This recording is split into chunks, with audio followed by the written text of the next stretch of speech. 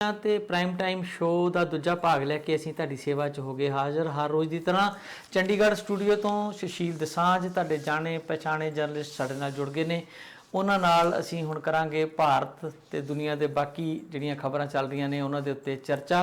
ਸੋ ਸਭ ਤੋਂ ਪਹਿਲਾਂ ਦਸਾਂਝ ਸਾਹਿਬ ਤੁਹਾਡਾ ਸਵਾਗਤ ਹੈ ਜੀ ਪ੍ਰੋਗਰਾਮ ਦੇ ਵਿੱਚ। ਜੀ ਆਇਆਂ ਨੂੰ।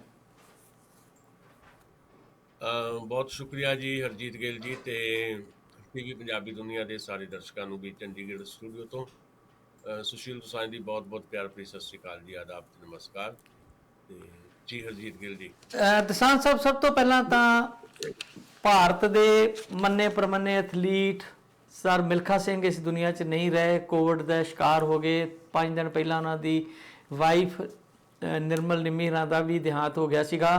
ਕੱਲ ਖਬਰਾਂ ਆ ਰਹੀਆਂ ਸੀ ਕਿ ਉਹਨਾਂ ਨੂੰ ਕਰੋਨਾ ਨੈਗੇਟਿਵ ਕਰਾਰ ਦੇ ਦਿੱਤਾ ਗਿਆ ਤੇ ਪੀਜੀਆਈ ਦੇ ਦੂਜੇ ਜਨਰਲ ਮਰੀਜ਼ਾਂ ਵਾਂਗੂ ਜਿਹੜਾ ਸ਼ਿਫਟ ਕੀਤਾ ਗਿਆ, ਪਰ ਅਚਾਨਕ ਫਿਰ ਰਾਤ ਨੂੰ 11:30 ਵਜੇ ਉਹਨਾਂ ਦੀ ਮੌਤ ਦੀ ਖਬਰ ਆ ਜਾਂਦੀ ਆ, ਜਿਹੜੀ ਬੜੀ ਮੰਦਭਾਗੀ ਜਿਹੜੀ ਖਬਰ ਹੈ ਜੀ ਉਹ। ਕਿਉਂਕਿ ਮਿਲਖਾ ਸਿੰਘ ਜਿਹੜੇ ਆ ਉਹ ਜਿਹੜੇ ਸਪੋਰਟਸ ਵਾਲੇ ਵਿਅਕਤੀ ਨੇ, ਭਾਵੇਂ ਕੋਈ ਜਿਵੇਂ ਭਗਤ ਸਿੰਘ ਬਹੁਤ ਸਾਰੇ ਲੋਕਾਂ ਦਾ ਇੱਕ ਕਿਸਮ ਦਾ ਆਈਡੀਅਲ ਹੈ, ਤੇ ਖੇਡ ਸੰਸਾਰ ਵਿੱਚ ਮਿਲਖਾ ਸਿੰਘ ਨੂੰ ਇੱਕ ਆਈਡੀਅਲ ਦੇ ਤੌਰ ਤੇ ਵੇਖਿਆ ਜਾਂਦਾ ਸੀਗਾ।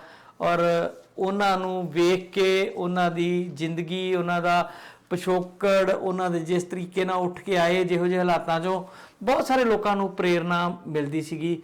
ਤੇ ਮਿਲਖਾ ਸਿੰਘ ਦਾ ਜਾਣਾ ਜਿਹੜਾ ਹੈ ਜੀ ਉਹ ਬੜਾ ਇੱਕ ਅਫਸੋਸਨਾਕ ਪਹਿਲੂ ਆ।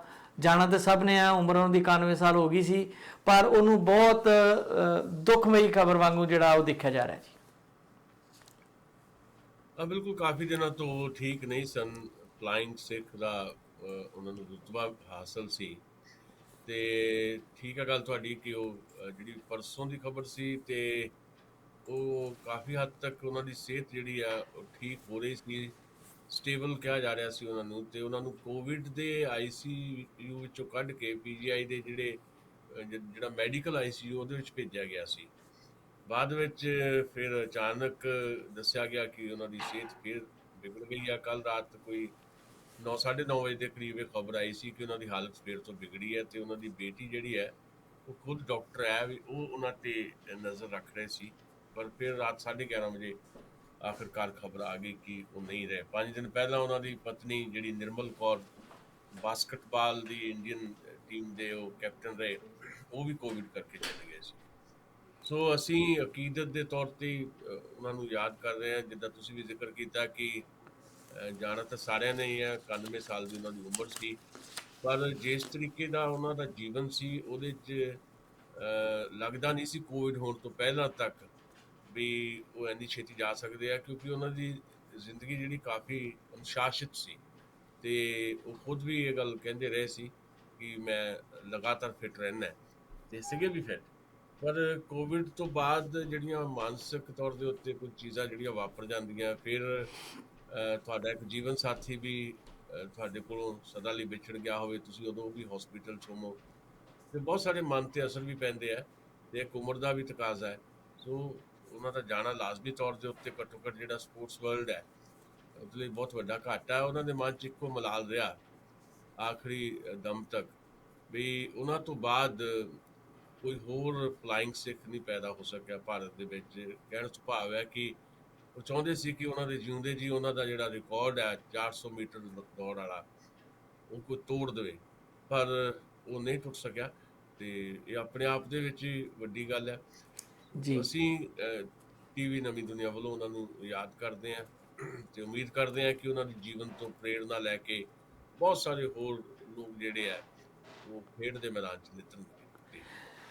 ਬਿਲਕੁਲ ਦਸਾਂਝ ਸਾਹਿਬ, ਉਹਨਾਂ ਨੇ ਕਿਹਾ ਜਾਂਦਾ ਹੈ ਕਿ ਆਪਣੇ ਉਹ ਕਿੱਲਾ ਵਾਲੇ ਬੂਟ ਕਿੱਲੀ ਦੇ ਉੱਤੇ ਟੰਗੇ ਹੋਏ ਸੀ ਤੇ ਨਾਲ ਉਹਨਾਂ ਨੇ 1 ਲੱਖ ਰੁਪਈਏ ਦਾ ਇਨਾਮ ਡਿਕਲੇਅਰ ਕੀਤਾ ਸੀ ਕਿ ਉਹਨਾਂ ਦੇ ਜੀਂਦੇ ਜੀ ਅਗਰ ਕੋਈ ਵਿਅਕਤੀ ਉਹਨਾਂ ਦਾ ਰਿਕਾਰਡ ਤੋੜਦਾ ਹੈ ਤੇ ਉਹ 1 ਲੱਖ ਰੁਪਏ ਦਾ ਇਨਾਮ ਦੇਣਗੇ। ਔਰ ਉਹਨਾਂ ਦੇ ਬਾਰੇ ਅਸੀਂ ਕਾਫੀ ਗੱਲਾਂ ਪਹਿਲਾਂ ਕੀਤੀਆਂ ਨੇ। ਉਹਨਾਂ ਦੀ ਜ਼ਿੰਦਗੀ ਦੇ ਉੱਤੇ ਫਿਲਮ ਵੀ ਬਣੀ ਆ ਔਰ ਪਾਸ਼ਰਾ ਨੇ ਸ਼ਾਇਦ ਉਹਨਾਂ ਦੀ ਜਿਹੜੀ ਬਾਇਓਗ੍ਰਾਫੀ ਲਿਖੀ ਸੀ, ਮੈਂ ਬਹੁਤ ਚਿਰ ਪਹਿਲਾਂ ਪੜ੍ਹੀ ਸੀਗੀ। ਕਮਾਲ ਦੀ ਉਹ ਕਿਤਾਬ ਸੀ, ਮੇਰੇ ਖਿਆਲ ਪਾਸ਼ਰਾ ਦੀ ਵਾਰਤਕ ਦੀ ਇੱਕੋ ਇੱਕ ਕਿਤਾਬ ਹੀ ਹੋਣੀ ਹੈ ਮੈਨੂੰ ਲੱਗਦਾ ਉਹ ਜਿਹੜੀ ਉਹਨਾਂ ਲਿਖੀ ਆ, ਨਹੀਂ ਤੇ ਉਹ ਕਵਿਤਾ ਹੀ ਜੁਝਾਰੂ ਕਵਿਤਾ ਦੇ ਵਿੱਚ ਖੇਤਰ 'ਚ ਮੰਨੇ ਪ੍ਰਮੰਨੇ ਜਿਹੜੇ ਸ਼ਾਇਰ ਗਿਣੇ ਜਾਂਦੇ ਆ। ਤੇ ਉਹ ਜਿਹੜੀ ਕਿਤਾਬ ਆ ਉਹਦੀਆਂ ਕਈ ਚੀਜ਼ਾਂ ਮੈਨੂੰ ਅਜੇ ਵੀ ਕੱਲ੍ਹ ਵਾਂਗੂ ਯਾਦ ਹੈ। ਮੈਨੂੰ ਯਾਦ ਮੈਂ ਸਕੂਲ ਪੜ੍ਹਦਾ ਸੀ ਜਦੋਂ ਪੜ੍ਹੀ ਸੀ ਕਿਤਾਬ, ਔਰ ਬੜੀ ਕਮਾਲ ਦੀ ਕਿਤਾਬ। ਉਹਨਾਂ ਦੀ ਜੀਵਨੀ ਜਿਹੜੀ ਬੜੀ ਪ੍ਰੇਰਨਾਦਾਇਕ ਜਿਹੜੀ ਸੀਗੀ ਉਹ 'ਚੋਂ ਨਜ਼ਰ ਆਉਂਦੀ ਸੀ ਜੀ। ਹਾਂ ਬਿਲਕੁਲ, ਦੇਖੋ ਉਹਨਾਂ ਦਾ ਜੀਵਨ ਜਿਸ ਕਿਸਮ ਦਾ ਰਿਹਾ, ਉਹ ਸੱਚਮੁੱਚ ਹੀ ਜਿਸ ਦੌਰ ਚੋਂ ਉਹ ਉੱਥੇ ਮਿਲਟਰੀ 'ਚ ਰਹੇ, ਪਹਿਲਾਂ ਭਾਰਤ ਪਾਕਿਸਤਾਨ ਦੀ ਵੰਡ ਦੇ ਦੌਰਾਨ ਜਿਹੜੀ ਤਕਲੀਫਾਂ ਝੱਲੀਆਂ ਉਹਨਾਂ ਨੇ, ਉਹ ਸਾਰਾ ਉਸ ਫਿਲਮ ਦੇ ਵਿੱਚ ਵੀ ਭਾਵੇਂ ਉਹ ਚੀਜ਼ਾਂ ਜਿਹੜੀਆਂ ਕਲਪਨਾ ਦੇ ਨਾਲ ਜੋੜ ਦਿੱਤੀਆਂ ਜਾਂਦੀਆਂ ਹੁੰਦੀਆਂ ਜਦੋਂ ਤੁਸੀਂ ਕਿਸੇ ਦੀ ਜੀਵਨੀ ਆਧਾਰਿਤ ਫਿਲਮ ਬਣਾਉਂਦੇ ਹੋ, ਪਰ ਕਾਫੀ ਵਧੀਆ ਫਿਲਮ ਹੈ ਉਹ। ਫਰਹਾਨ ਅਖਤਰ ਉਹਦੇ 'ਚ ਮਿਲਖਾ ਸਿੰਘ ਦੀ ਭੂਮਿਕਾ 'ਚ ਹੈ, ਤੇ ਉਹਦੇ 'ਚ ਕਾਫੀ ਚੀਜ਼ਾਂ ਨੇ। ਬਾਕੀ ਕਿਤਾਬ ਜਿਹੜੀ ਤੁਸੀਂ ਜ਼ਿਕਰ ਕਰ ਰਹੇ ਹੋ, ਪਾਸ਼ ਹੋਰਾਂ ਦੀ ਜਿਹੜੀ ਵਾਰਤਕ ਦੀ ਕਿਤਾਬ ਹੈ, ਉਹਨਾਂ ਦੀ ਬਾਇਓਗ੍ਰਾਫੀ, ਉਹ ਵੀ ਬੜੀ ਕਮਾਲ ਦੀ ਚੀਜ਼ ਹੈ। ਸੋ ਬੜੀਆਂ ਚੀਜ਼ਾਂ ਨੇ ਉਹਨਾਂ ਦੇ ਜਿਹੜਾ ਜੀਵਨ ਦੀ ਸਟਰਗਲ ਜਿਹੜੀ ਰਹੀ ਹੈ, ਤੇ ਫਿਰ ਜਿਸ ਦੌਰ ਦੇ ਵਿੱਚੋਂ ਉਹਨਾਂ ਨੇ ਇਹ ਰਿਕਾਰਡ ਕਾਇਮ ਕੀਤਾ, ਜਿਸ ਤੋਂ ਉਹਨਾਂ ਦਾ ਫਲਾਇੰਗ ਸਿੱਖ ਪੈਦਾ ਮਤਲਬ ਪਿਆ, ਉਹ ਦੌਰ ਇਸ ਕਿਸਮ ਦਾ ਸੀ ਵੀ ਜਦੋਂ ਕਿਸੇ ਕਿਸਮ ਦੀ ਵੀ ਕੋਈ ਨਵੀਂ ਟੈਕਨੀਕ ਜਿਹੜੀਆਂ ਉਸ ਲੈਵਲ ਦੀਆਂ ਨਹੀਂ ਸੀਗੀਆਂ, ਐਥਲੀਟਸ ਜਿਹੜੀਆਂ ਹੁਣ ਯੂਜ਼ ਕਰਦੇ ਆ, ਨਾ ਉਹ ਗਰਾਊਂਡ ਸੀਗੀਆਂ ਉਸ ਕਿਸਮ ਦੀਆਂ, ਨਾ ਹੀ ਉਹਨਾਂ ਦੇ ਕੋਲ ਸ਼ੂ ਹੁੰਦੇ ਸੀ ਜਿਸ ਕਿਸਮ ਦੇ ਅੱਜ ਸ਼ੂ ਜਿਹੜੇ ਆ, ਜਿਹੜੇ ਇੱਕ ਸਪ੍ਰਿੰਟਰ ਸ਼ੂ ਜਿਹੜੇ ਆ ਯੂਜ਼ ਕਰਦੇ ਨੇ ਸਾਡੇ ਦੌੜਾਕ। ਸੋ ਜੇ ਉਹ ਸਾਰੀਆਂ ਚੀਜ਼ਾਂ ਉਸ ਵੇਲੇ ਅਵੇਲੇਬਿਲਿਟੀ ਉਹਨਾਂ ਦੀ ਹੁੰਦੀ ਤਾਂ ਸ਼ਾਇਦ ਜਿਹੜਾ ਰਿਕਾਰਡ ਹੁਣ ਅਸੀਂ ਕਹਿ ਰਹੇ ਹਾਂ ਵੀ ਭਾਰਤ ਦਾ ਰਿਕਾਰਡ ਹੈ, ਤੇ ਉਹ ਸ਼ਾਇਦ ਵਰਲਡ ਦਾ ਇੱਕ ਨਵਾਂ ਰਿਕਾਰਡ ਹੁੰਦਾ। ਤੇ ਦੂਜੀ ਗੱਲ ਇਹ ਆ ਕਿ ਵੀ ਉਹਨਾਂ ਦਾ ਜਿਹੜਾ ਬਾਕੀ ਜੀਵਨ ਵੀ ਰਿਹਾ ਸਪੋਰਟਸ ਤੋਂ ਬਾਅਦ ਵੀ, ਉਹ ਬੜਾ ਸਾਫ ਸੁਥਰਾ ਜੀਵਨ ਰਿਹਾ, ਤੇ ਉਹਨਾਂ ਦੇ ਬੱਚੇ ਵੀ ਬਹੁਤ ਬਿਹਤਰ ਹੈਗੇ ਨੇ। ਇੱਕ ਬੇਟੀ ਦਾ ਜ਼ਿਕਰ ਕੀਤਾ ਆਪਾਂ, ਡਾਕਟਰ ਹੈ, ਤੇ ਜਿਹੜਾ ਉਹਨਾਂ ਦਾ ਬੇਟਾ ਆ ਜੀਪ ਮਿਲਖਾ ਸਿੰਘ, ਉਹ ਇੰਡੀਆ ਦਾ ਟੌਪ ਦਾ ਗੋਲਫਰ ਹੈ। ਸੋ ਕਾਫੀ ਉਹਨਾਂ ਦਾ ਜੀਵਨ ਜਿੱਥੇ ਸੰਘਰਸ਼ਾਂ 'ਚ ਬੀਤਿਆ, ਉੱਥੇ ਉਸ ਤੋਂ ਬਾਅਦ ਉਹ ਪੰਜਾਬ ਸਪੋਰਟਸ ਦੇ ਡਾਇਰੈਕਟਰ ਵੀ ਰਹੇ, ਤੇ ਉਹਦੇ 'ਚ ਵੀ ਉਹਨਾਂ ਨੇ ਕਾਫੀ ਵਧੀਆ ਭੂਮਿਕਾ ਆਪਣੀ ਨਿਭਾਈ, ਤੇ ਪਰਿਵਾਰ ਨੂੰ ਵੀ ਸਹੀ ਤਰੀਕੇ ਨਾਲ ਦੇਖਿਆ, ਸਾਂਭਿਆ, ਤੇ ਇੱਕ ਮਿਸਾਲ ਪੈਦਾ ਕੀਤੀ। ਸੋ ਇੱਦਾਂ ਦੀਆਂ ਜਿਹੜੀਆਂ ਹਸਤੀਆਂ ਨੇ, ਉਹ ਬਹੁਤ ਦੇਰ ਤੱਕ, ਲੰਮੇ ਸਮੇਂ ਤੱਕ ਜਿਹੜਾ ਉਹ ਪ੍ਰੇਰਨਾ ਦਾ ਸਰੋਤ ਬਣੀਆਂ ਰਹਿੰਦੀਆਂ। ਬਿਲਕੁਲ ਜੀ, ਪ੍ਰੇਰਨਾ ਸਰੋਤ ਬਣਨ ਦਾ ਕਾਰਨ ਇਹ ਵੀ ਆ ਕਿ ਜਿਵੇਂ ਤੁਸੀਂ ਦੱਸਿਆ ਕਿ ਉਦੋਂ ਸੁੱਖ ਸਹੂਲਤਾਂ ਨਹੀਂ ਸੀ, ਉਹ ਤੇ ਬਹੁਤ ਦੂਰ ਦੀ ਗੱਲ ਹੈ ਕਿ ਸਪ੍ਰਿੰਟਰ ਸ਼ੂ ਉਹਨਾਂ ਨੂੰ ਮਿਲ ਸਕਦੇ। ਉਹ ਤਾਂ BBC ਦੀ ਰਿਪੋਰਟ ਦੇਖ ਰਿਹਾ ਸੀ, ਗਲਾਸ ਦੁੱਧ ਦੀ ਖਾਤਰ ਉਹਨਾਂ ਨੇ ਪਹਿਲੀ ਵਾਰ ਦੌੜ ਲਾਈ ਸੀਗੀ, ਔਰ ਇੰਨਾ ਗਰੀਬੀ ਦਾਅਵੇ 'ਚ ਆਉਣਾ ਔਰ ਇੰਨਾ ਸਟਰਗਲ ਕਰਨਾ, ਬਿਨਾਂ ਟਿਕਟ ਫੜੇ ਜਾਣਾ, ਉਹ ਫਿਲਮ 'ਚ ਵੀ ਦਿਖਾਇਆ ਗਿਆ। ਉਹਨਾਂ ਨੂੰ ਜੇਲ੍ਹ ਵੀ ਹੋਈ, ਔਰ ਉਹ ਤਾਂ ਕਹਿੰਦੇ ਆ ਕਿ ਕੋਲੇ ਚੁੱਕ ਕੇ ਵੀ ਕਈ ਵਾਰ ਉਹਨਾਂ ਨੂੰ ਘਰ ਆਪਣਾ ਚਲਾਉਣਾ ਪਿਆ ਸੀ ਰੇਲਵੇ ਟਰੈਕ ਦੇ ਉੱਤੋਂ। ਸੋ ਬਹੁਤ ਸੰਘਰਸ਼ ਉਹਨਾਂ ਲਾਈਫ 'ਚ ਕੀਤਾ ਜੀ। ਬਹੁਤ ਘੱਟ ਲੋਕ ਨੇ ਜਿਹੜੇ ਇਸ ਤਰ੍ਹਾਂ ਦੀ ਮਿਸਾਲ ਜਿਹੜੀ ਆ ਦੁਨੀਆ ਵਾਸਤੇ ਛੱਡ ਕੇ ਜਾਂਦੇ ਆ। ਅਸੀਂ ਫੇਰ TV ਪੰਜਾਬੀ ਦੁਨੀਆ ਵੱਲੋਂ, ਆਪਣੀ ਸਮੁੱਚੀ ਟੀਮ ਵੱਲੋਂ ਜਿਹੜੇ ਆ ਉਹਨਾਂ ਨੂੰ ਸੰਵੇਦਨਾ ਜਿਹੜੀ ਆ ਉਹ ਪ੍ਰਗਟ ਕਰਦੇ ਆ ਔਰ ਸ਼ਰਧਾਂਜਲੀ ਭੇਟ ਕਰਦੇ ਆ ਜੀ। ਜੀ ਜੀ, ਇੱਕ ਵਾਰ ਫਿਰ ਅਸੀਂ ਵੀ ਇੱਥੇ ਭਾਰਤ ਬੈਠੇ ਹੋਏ ਜਿੱਥੇ ਉਹਨੂੰ ਯਾਦ ਕਰ ਰਹੇ ਹਾਂ, ਪਰ ਸਾਨੂੰ ਇੱਕ ਗੱਲ ਦਾ ਥੋੜਾ ਦੁੱਖ ਹੈ, ਚਾਹੇ ਮਿਲਖਾ ਸਿੰਘ ਹੋਰੀ ਹੋਣ, ਚਾਹੇ ਮਤਲਬ ਭਾਰਤ ਦੀ ਗੱਲ ਕਰਾਂ, ਵੈਸੇ ਦੁਨੀਆ ਭਰ 'ਚ ਇਹ ਆ ਬਈ ਜਿਹੜੇ ਵੀ ਲੋਕ ਇਸ ਦੌਰ 'ਚ ਗਏ ਨੇ ਸਦਾ ਲਈ, ਉਹਨਾਂ ਦਾ ਜਾਣਾ ਵੀ ਜਿਹੜਾ ਆ ਕਰੋਨਾ ਵਾਇਰਸ ਦੇ ਦੌਰ ਦੇ ਵਿੱਚ ਜਿਹੜਾ ਰੋਲ ਕੇ ਰੱਖ ਦਿੱਤਾ ਹੈ, ਜਿੱਦਾਂ ਦੇ ਹਾਲਾਤ ਬਣਾ ਦਿੱਤੇ ਗਏ। ਮਤਲਬ ਉਹਨਾਂ ਨੂੰ ਕੋਈ ਯਾਦ ਕਰਨ ਵਾਸਤੇ, ਉਹਨਾਂ ਦੀ ਅੰਤਮ ਜਿਹੜੀਆਂ ਸਾਡੀਆਂ ਰਸਮਾਂ ਹੁੰਦੀਆਂ, ਅੰਤਮ ਰਸਮਾਂ ਜਿਹੜੀਆਂ, ਉਹ ਇਸ ਕਰਕੇ ਇਸ ਢੰਗ ਨਾਲ ਸਾਡੇ ਸੱਭਿਆਚਾਰ ਦੇ ਵਿੱਚ ਡਿਜ਼ਾਈਨ ਕੀਤੀਆਂ ਗਈਆਂ ਵੀ ਜਿਹੜਾ ਪੀੜਤ ਪਰਿਵਾਰ ਹੈ, ਉਸ ਪਰਿਵਾਰ ਨੂੰ ਕੁਝ ਹੌਸਲਾ ਜਿਹੜਾ ਮਿਲਦਾ ਹੈ, ਕਿਉਂਕਿ ਬਹੁਤ ਸਾਰੇ ਲੋਕ ਆਉਂਦੇ ਨੇ, ਤੁਹਾਡਾ ਦੁੱਖ ਬਣਾਉਂਦੇ ਨੇ। ਉਹ ਸਾਰਾ ਕੁਝ ਵੀ ਰੁਲ ਗਿਆ ਹੈ ਵੀ 20 ਬੰਦੇ ਤੋਂ ਵੱਧ ਜਿਹੜੇ ਆ ਪਿਛਲੇ ਮਤਲਬ 1.5 ਸਾਲ ਤੁਸੀਂ ਦੇਖ ਰਹੇ ਆ ਵੀ ਕੋਈ ਅੰਤਮ ਸੰਸਕਾਰ 'ਚ ਨਹੀਂ ਸ਼ਾਮਲ ਹੋ ਸਕਦਾ। ਈਵਨ ਕਈ ਵਾਰੀ ਪਰਿਵਾਰ ਵਾਲੇ ਵੀ ਜਿਹੜੇ ਆ ਉਹ ਪੂਰੇ ਤਰੀਕੇ ਨਾਲ ਉੱਥੇ ਨਹੀਂ ਸ਼ਾਮਲ ਹੋ ਸਕਦੇ। ਫਿਰ ਜਿਹੜੀ ਕਹਿ ਲਓ ਵੀ ਜਿਹੜੀ ਧਾਰਮਿਕ ਤੌਰ ਦੇ ਉੱਤੇ ਜਿਹੜੀਆਂ ਅੰਤਮ ਰਸਮ ਅਸੀਂ ਨਿਭਾਉਂਦੇ ਆ, ਉੱਥੇ ਵੀ ਕੋਈ ਨਹੀਂ ਬਹੁਤੇ ਜ਼ਿਆਦਾ ਲੋਕ ਜਾ ਸਕਦੇ। ਸੋ ਮਰਨਾ ਵੀ ਰੋਲ ਦਿੱਤਾ ਇਹ ਸਮੇਂ ਦਾ। ਤੁਸੀਂ ਦੇਖ ਲਓ ਕਿਸ ਕਿਸਮ ਦਾ ਦੁਖਾਂਤ ਹੈ। ਜਿਉਣਾ ਤਾਂ ਜਿਉਣਾ ਤੇ ਮਰਨਾ ਵੀ ਰੁਲ ਗਿਆ ਬੰਦੇ ਦਾ। ਇਸ ਤਰ੍ਹਾਂ ਦੇ ਹਾਲਾਤ ਬਣ ਗਏ, ਇਸ ਗੱਲ ਦਾ ਅਫਸੋਸ ਰਹੇਗਾ। ਦਸਾਂਝ ਸਾਹਿਬ, ਸਪੋਰਟਸਮੈਨ ਦੀ ਗੱਲ ਚੱਲੀ ਆ ਤਾਂ ਇਹਨਾਂ ਦਾ ਇੰਪੈਕਟ ਸੋਸਾਇਟੀ ਤੇ ਬਹੁਤ ਵੱਡਾ ਹੁੰਦਾ ਆ। ਕੱਲ ਪਰਸੋਂ ਦੀ ਖਬਰ ਚੱਲ ਰਹੀ ਆ ਕਿ ਇੱਕ ਬਹੁਤ ਮਹਾਨ ਪਲੇਅਰ ਨੇ, ਰੋਨਾਲਡੋ ਹਰੀ, ਲੋਕੀ ਉਹਨਾਂ ਨੂੰ ਬਹੁਤ ਲਾਈਕ ਕਰਦੇ ਆ, ਤੇ ਉਹਨਾਂ ਨੇ ਪ੍ਰੈਸ ਕਾਨਫਰੰਸ ਇੱਕ ਮੈਚ ਜਿੱਤਣ ਤੋਂ ਬਾਅਦ ਕੀਤੀ, ਤੇ ਉਹਨਾਂ ਦੇ ਟੇਬਲ ਦੇ ਉੱਤੇ ਕੋਕ ਪਿਆ ਸੀਗਾ, ਤੇ ਉਹਨਾਂ ਨੇ ਕੋਕ ਨੂੰ ਹੱਥ ਨਾਲ ਪਾਸੇ ਹਟਾ ਦਿੱਤਾ ਤੇ ਪਾਣੀ ਦੀ ਬੋਤਲ ਦਿਖਾਈ ਕਿ ਪਾਣੀ ਪੀਣਾ ਚਾਹੀਦਾ ਹੈ, ਕੋਕ ਪੀਣ ਦਾ ਕੋਈ ਫਾਇਦਾ ਨਹੀਂ। ਹਾਲਾਂ ਉਹ ਕੋਕ ਦੀ ਐਡਵਰਟਾਈਜ਼ਮੈਂਟ ਵੀ ਕਰਦੇ ਰਹੇ ਨੇ ਪਹਿਲਾਂ। ਤੇ ਇੱਕੋ ਹੀ ਉਹਨਾਂ ਦੇ ਐਕਸ਼ਨ ਨਾਲ 4 ਬਿਲੀਅਨ ਡਾਲਰ ਦਾ ਨੁਕਸਾਨ ਜਿਹੜਾ ਉਹ ਕੋਕਾ ਕੋਲਾ ਨੂੰ ਹੋ ਗਿਆ ਜੀ। ਮਤਲਬ ਇੰਨਾ ਵੱਡਾ ਇੰਪੈਕਟ ਕਈ ਵਾਰ ਹੁੰਦਾ। ਤੇ ਉਹਨਾਂ ਦੀ ਵੇਖਾ ਵੇਖੀ ਇੱਕ ਹੋਰ ਪਲੇਅਰ ਬਲੈਕ ਕਮਿਊਨਿਟੀ ਦਾ ਪਲੇਅਰ ਹੈ, ਉਹਦਾ ਮੈਨੂੰ ਨਾਂ ਇੱਥੇ ਯਾਦ ਨਹੀਂ ਆ ਰਿਹਾ, ਉਹਨਾਂ ਨੇ ਜਿਹੜੀ ਨੌਨ ਅਲਕੋਹਲਿਕ ਬੀਅਰ ਰੱਖੀ ਸੀ ਉਹਨਾਂ ਦੇ ਸਾਹਮਣੇ, ਉਹਨੂੰ ਆਰਾਮ ਨਾਲ ਚੁੱਕ ਕੇ ਤੇ ਆਪਣੇ ਪੈਰਾਂ ਥੱਲੇ ਰੱਖ ਦਿੱਤਾ।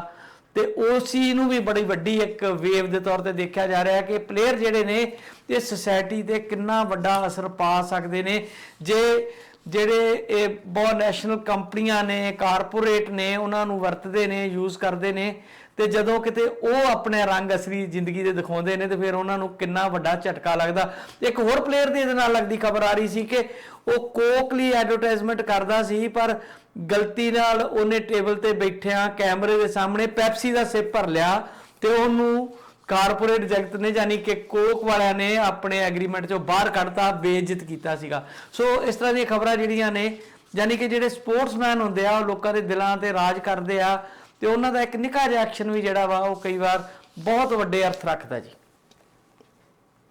ਕੰਪਨੀਆਂ ਅਸਲ ਦੇ ਵਿੱਚ ਜਿਹੜੀਆਂ ਇਸ ਤਰ੍ਹਾਂ ਦੀਆਂ ਹਸਤੀਆਂ ਹੁੰਦੀਆਂ ਉਹਨਾਂ ਨੂੰ ਆਪਣੀ ਮਾਰਕੀਟਿੰਗ ਲਈ ਇਸੇ ਕਰਕੇ ਤਾਂ ਵਰਤਦੀਆਂ। ਮਤਲਬ ਸਾਡੇ ਵੀ ਇੱਥੇ ਜਿਹੜੀਆਂ ਬਹੁਤ ਸਾਰੀਆਂ ਕੰਪਨੀਆਂ ਇੰਟਰਨੈਸ਼ਨਲ ਕੰਪਨੀਆਂ ਨੇ, ਉਹ ਫਿਰ ਸਾਡੇ ਜਿਹੜੇ ਸਟਾਰ ਨੇ, ਚਾਹੇ ਉਹ ਸਪੋਰਟਸ ਦੇ ਨੇ, ਚਾਹੇ ਉਹ ਬਾਲੀਵੁੱਡ ਸਟਾਰ ਨੇ, ਉਹਨਾਂ ਨੂੰ ਇਸੇ ਤਰੀਕੇ ਦੇ ਨਾਲ ਯੂਜ਼ ਕਰਦੀਆਂ ਕਿਉਂਕਿ ਉਹਨਾਂ ਨੂੰ ਪਤਾ ਕਿ ਇਹਨਾਂ ਦੀ ਜਿਹੜੀ ਲੋਕਪ੍ਰਿਯਤਾ ਆ ਉਹਨਾਂ ਦੀ ਕਮਾਈ ਦੇ ਵਿੱਚ ਵਾਧਾ ਕਰੇਗੀ। ਸਾਡੇ ਪਿੰਡ ਵਾਲੇ ਸਿੰਗਰ ਨੂੰ ਵੀ ਇਹ ਕੰਪਨੀ ਜਿਹੜੀ ਆ ਉਹ ਵਰਤਦੀ ਹੈ ਤੇ ਪੰਜਾਬ ਦੇ ਵਿੱਚ ਜਿਹੜੀਆਂ ਜਾਣਕਾਰੀਆਂ ਮੇਰੇ ਕੋਲ ਹੈਗੀਆਂ ਵੀ ਉਹਦਾ ਇੱਕ ਬਹੁਤ ਵੱਡਾ ਇੰਪੈਕਟ ਪਿਆ।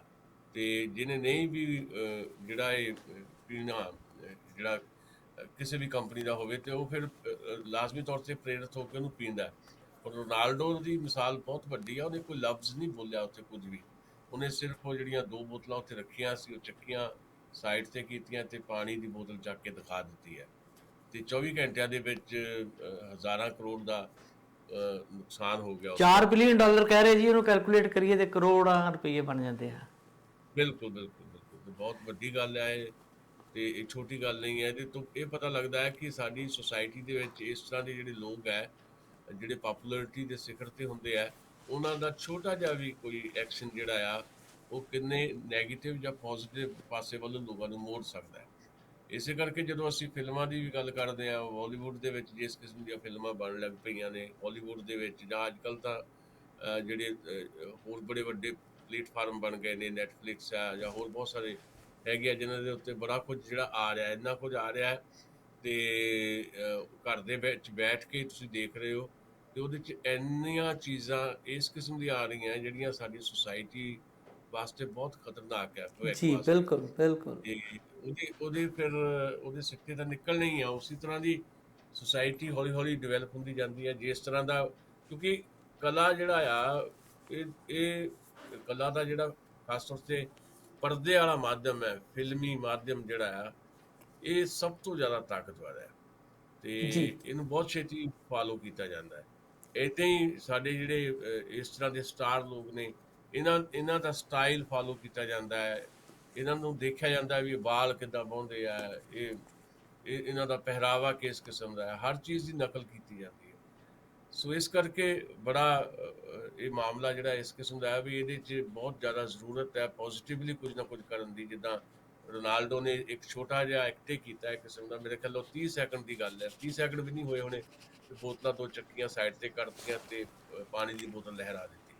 ਉਹਦੇ ਨਾਲ ਦੁਨੀਆ ਭਰ ਦੇ ਵਿੱਚ ਉਹਦਾ ਕਿੰਨਾ ਅਸਰ ਗਿਆ, ਇਹ ਆਪਣੇ ਆਪ ਦੇ ਵਿੱਚ ਵੱਡੀ ਮਿਸਾਲ ਹੈ। ਬਿਲਕੁਲ ਸਾਹ ਸਾਹਿਬ ਦੇ ਨਾਲ ਜੁੜਦੀ ਗੱਲ ਆਪਾਂ ਇਹ ਵੀ ਕਰ ਸਕਦੇ ਹਾਂ ਕਿ ਜਿਹੜੇ ਆਪਣੇ ਸਿੰਗਰ ਨੇ ਪੰਜਾਬੀ ਦੇ, ਜਦੋਂ ਉਹਨਾਂ ਨੂੰ ਕਈ ਵਾਰ ਕੋਈ ਸਿਰਦ ਪੱਤਰਕਾਰ ਕਹਿੰਦਾ ਆ ਕਿ ਤੁਸੀਂ ਜੋ ਪਰੋਸ ਰਹੇ ਹੋ ਉਹ ਸਾਡੇ ਲਈ ਚੰਗਾ ਨਹੀਂ ਆ, ਸਾਡੀ ਸੁਸਾਇਟੀ ਲਈ ਚੰਗਾ ਨਹੀਂ ਆ, ਪਰ ਉਹਨਾਂ ਕੋਲ ਇੱਕੋ ਐਕਸਕਿਊਜ਼ ਹੁੰਦਾ ਆ ਕਿ ਲੋਕ ਜਿਹੜੇ ਆ, ਮਾਰਕੀਟ ਆ, ਜੋ ਸੁਣਨਾ ਚਾਹੁੰਦੇ ਆ, ਸਾਡੀ ਮਜਬੂਰੀ ਆ, ਅਸੀਂ ਉਹੀ ਕਰਦੇ ਆ ਤੇ ਉਹਦੇ ਜਿਹੜੇ ਖਤਰਨਾਕ ਸਿੱਟੇ ਭੁਗਤਣੇ ਪੈਂਦੇ ਆ ਉਹਦੇ ਤੋਂ ਇਨਕਾਰੀ ਹੁੰਦੇ ਆ। ਕਈ ਵਾਰ ਉਹ ਕਹਿੰਦੇ ਨਹੀਂ ਜੀ ਇਹਨਾਂ ਚੀਜ਼ਾਂ ਨਾਲ ਥੋੜਾ ਲੋਕ ਮਗਰ ਲੱਗ ਜਾਂਦੇ ਆ, ਪਰ ਇਹ ਚੀਜ਼ਾਂ ਹੁਣ ਜਿਹੜੀਆਂ ਗੱਲਾਂ ਆਪਾਂ ਕਰ ਰਹੇ ਸਾਬਤ ਕਰਦੀਆਂ ਨੇ ਕਿ ਜਿਹੜਾ ਸਟਾਰਡਮ ਹੁੰਦਾ ਉਹਦਾ ਬਹੁਤ ਫਰਕ ਹੁੰਦਾ। ਇਹ ਤੇ ਸਪੋਰਟਸ ਵਾਲੇ ਵਿਅਕਤੀ ਆ, ਫਿਲਮਾਂ ਵਾਲੇ ਵਿਅਕਤੀ ਵੀ, ਦੂਜੇ ਵਿਅਕਤੀ ਵੀ।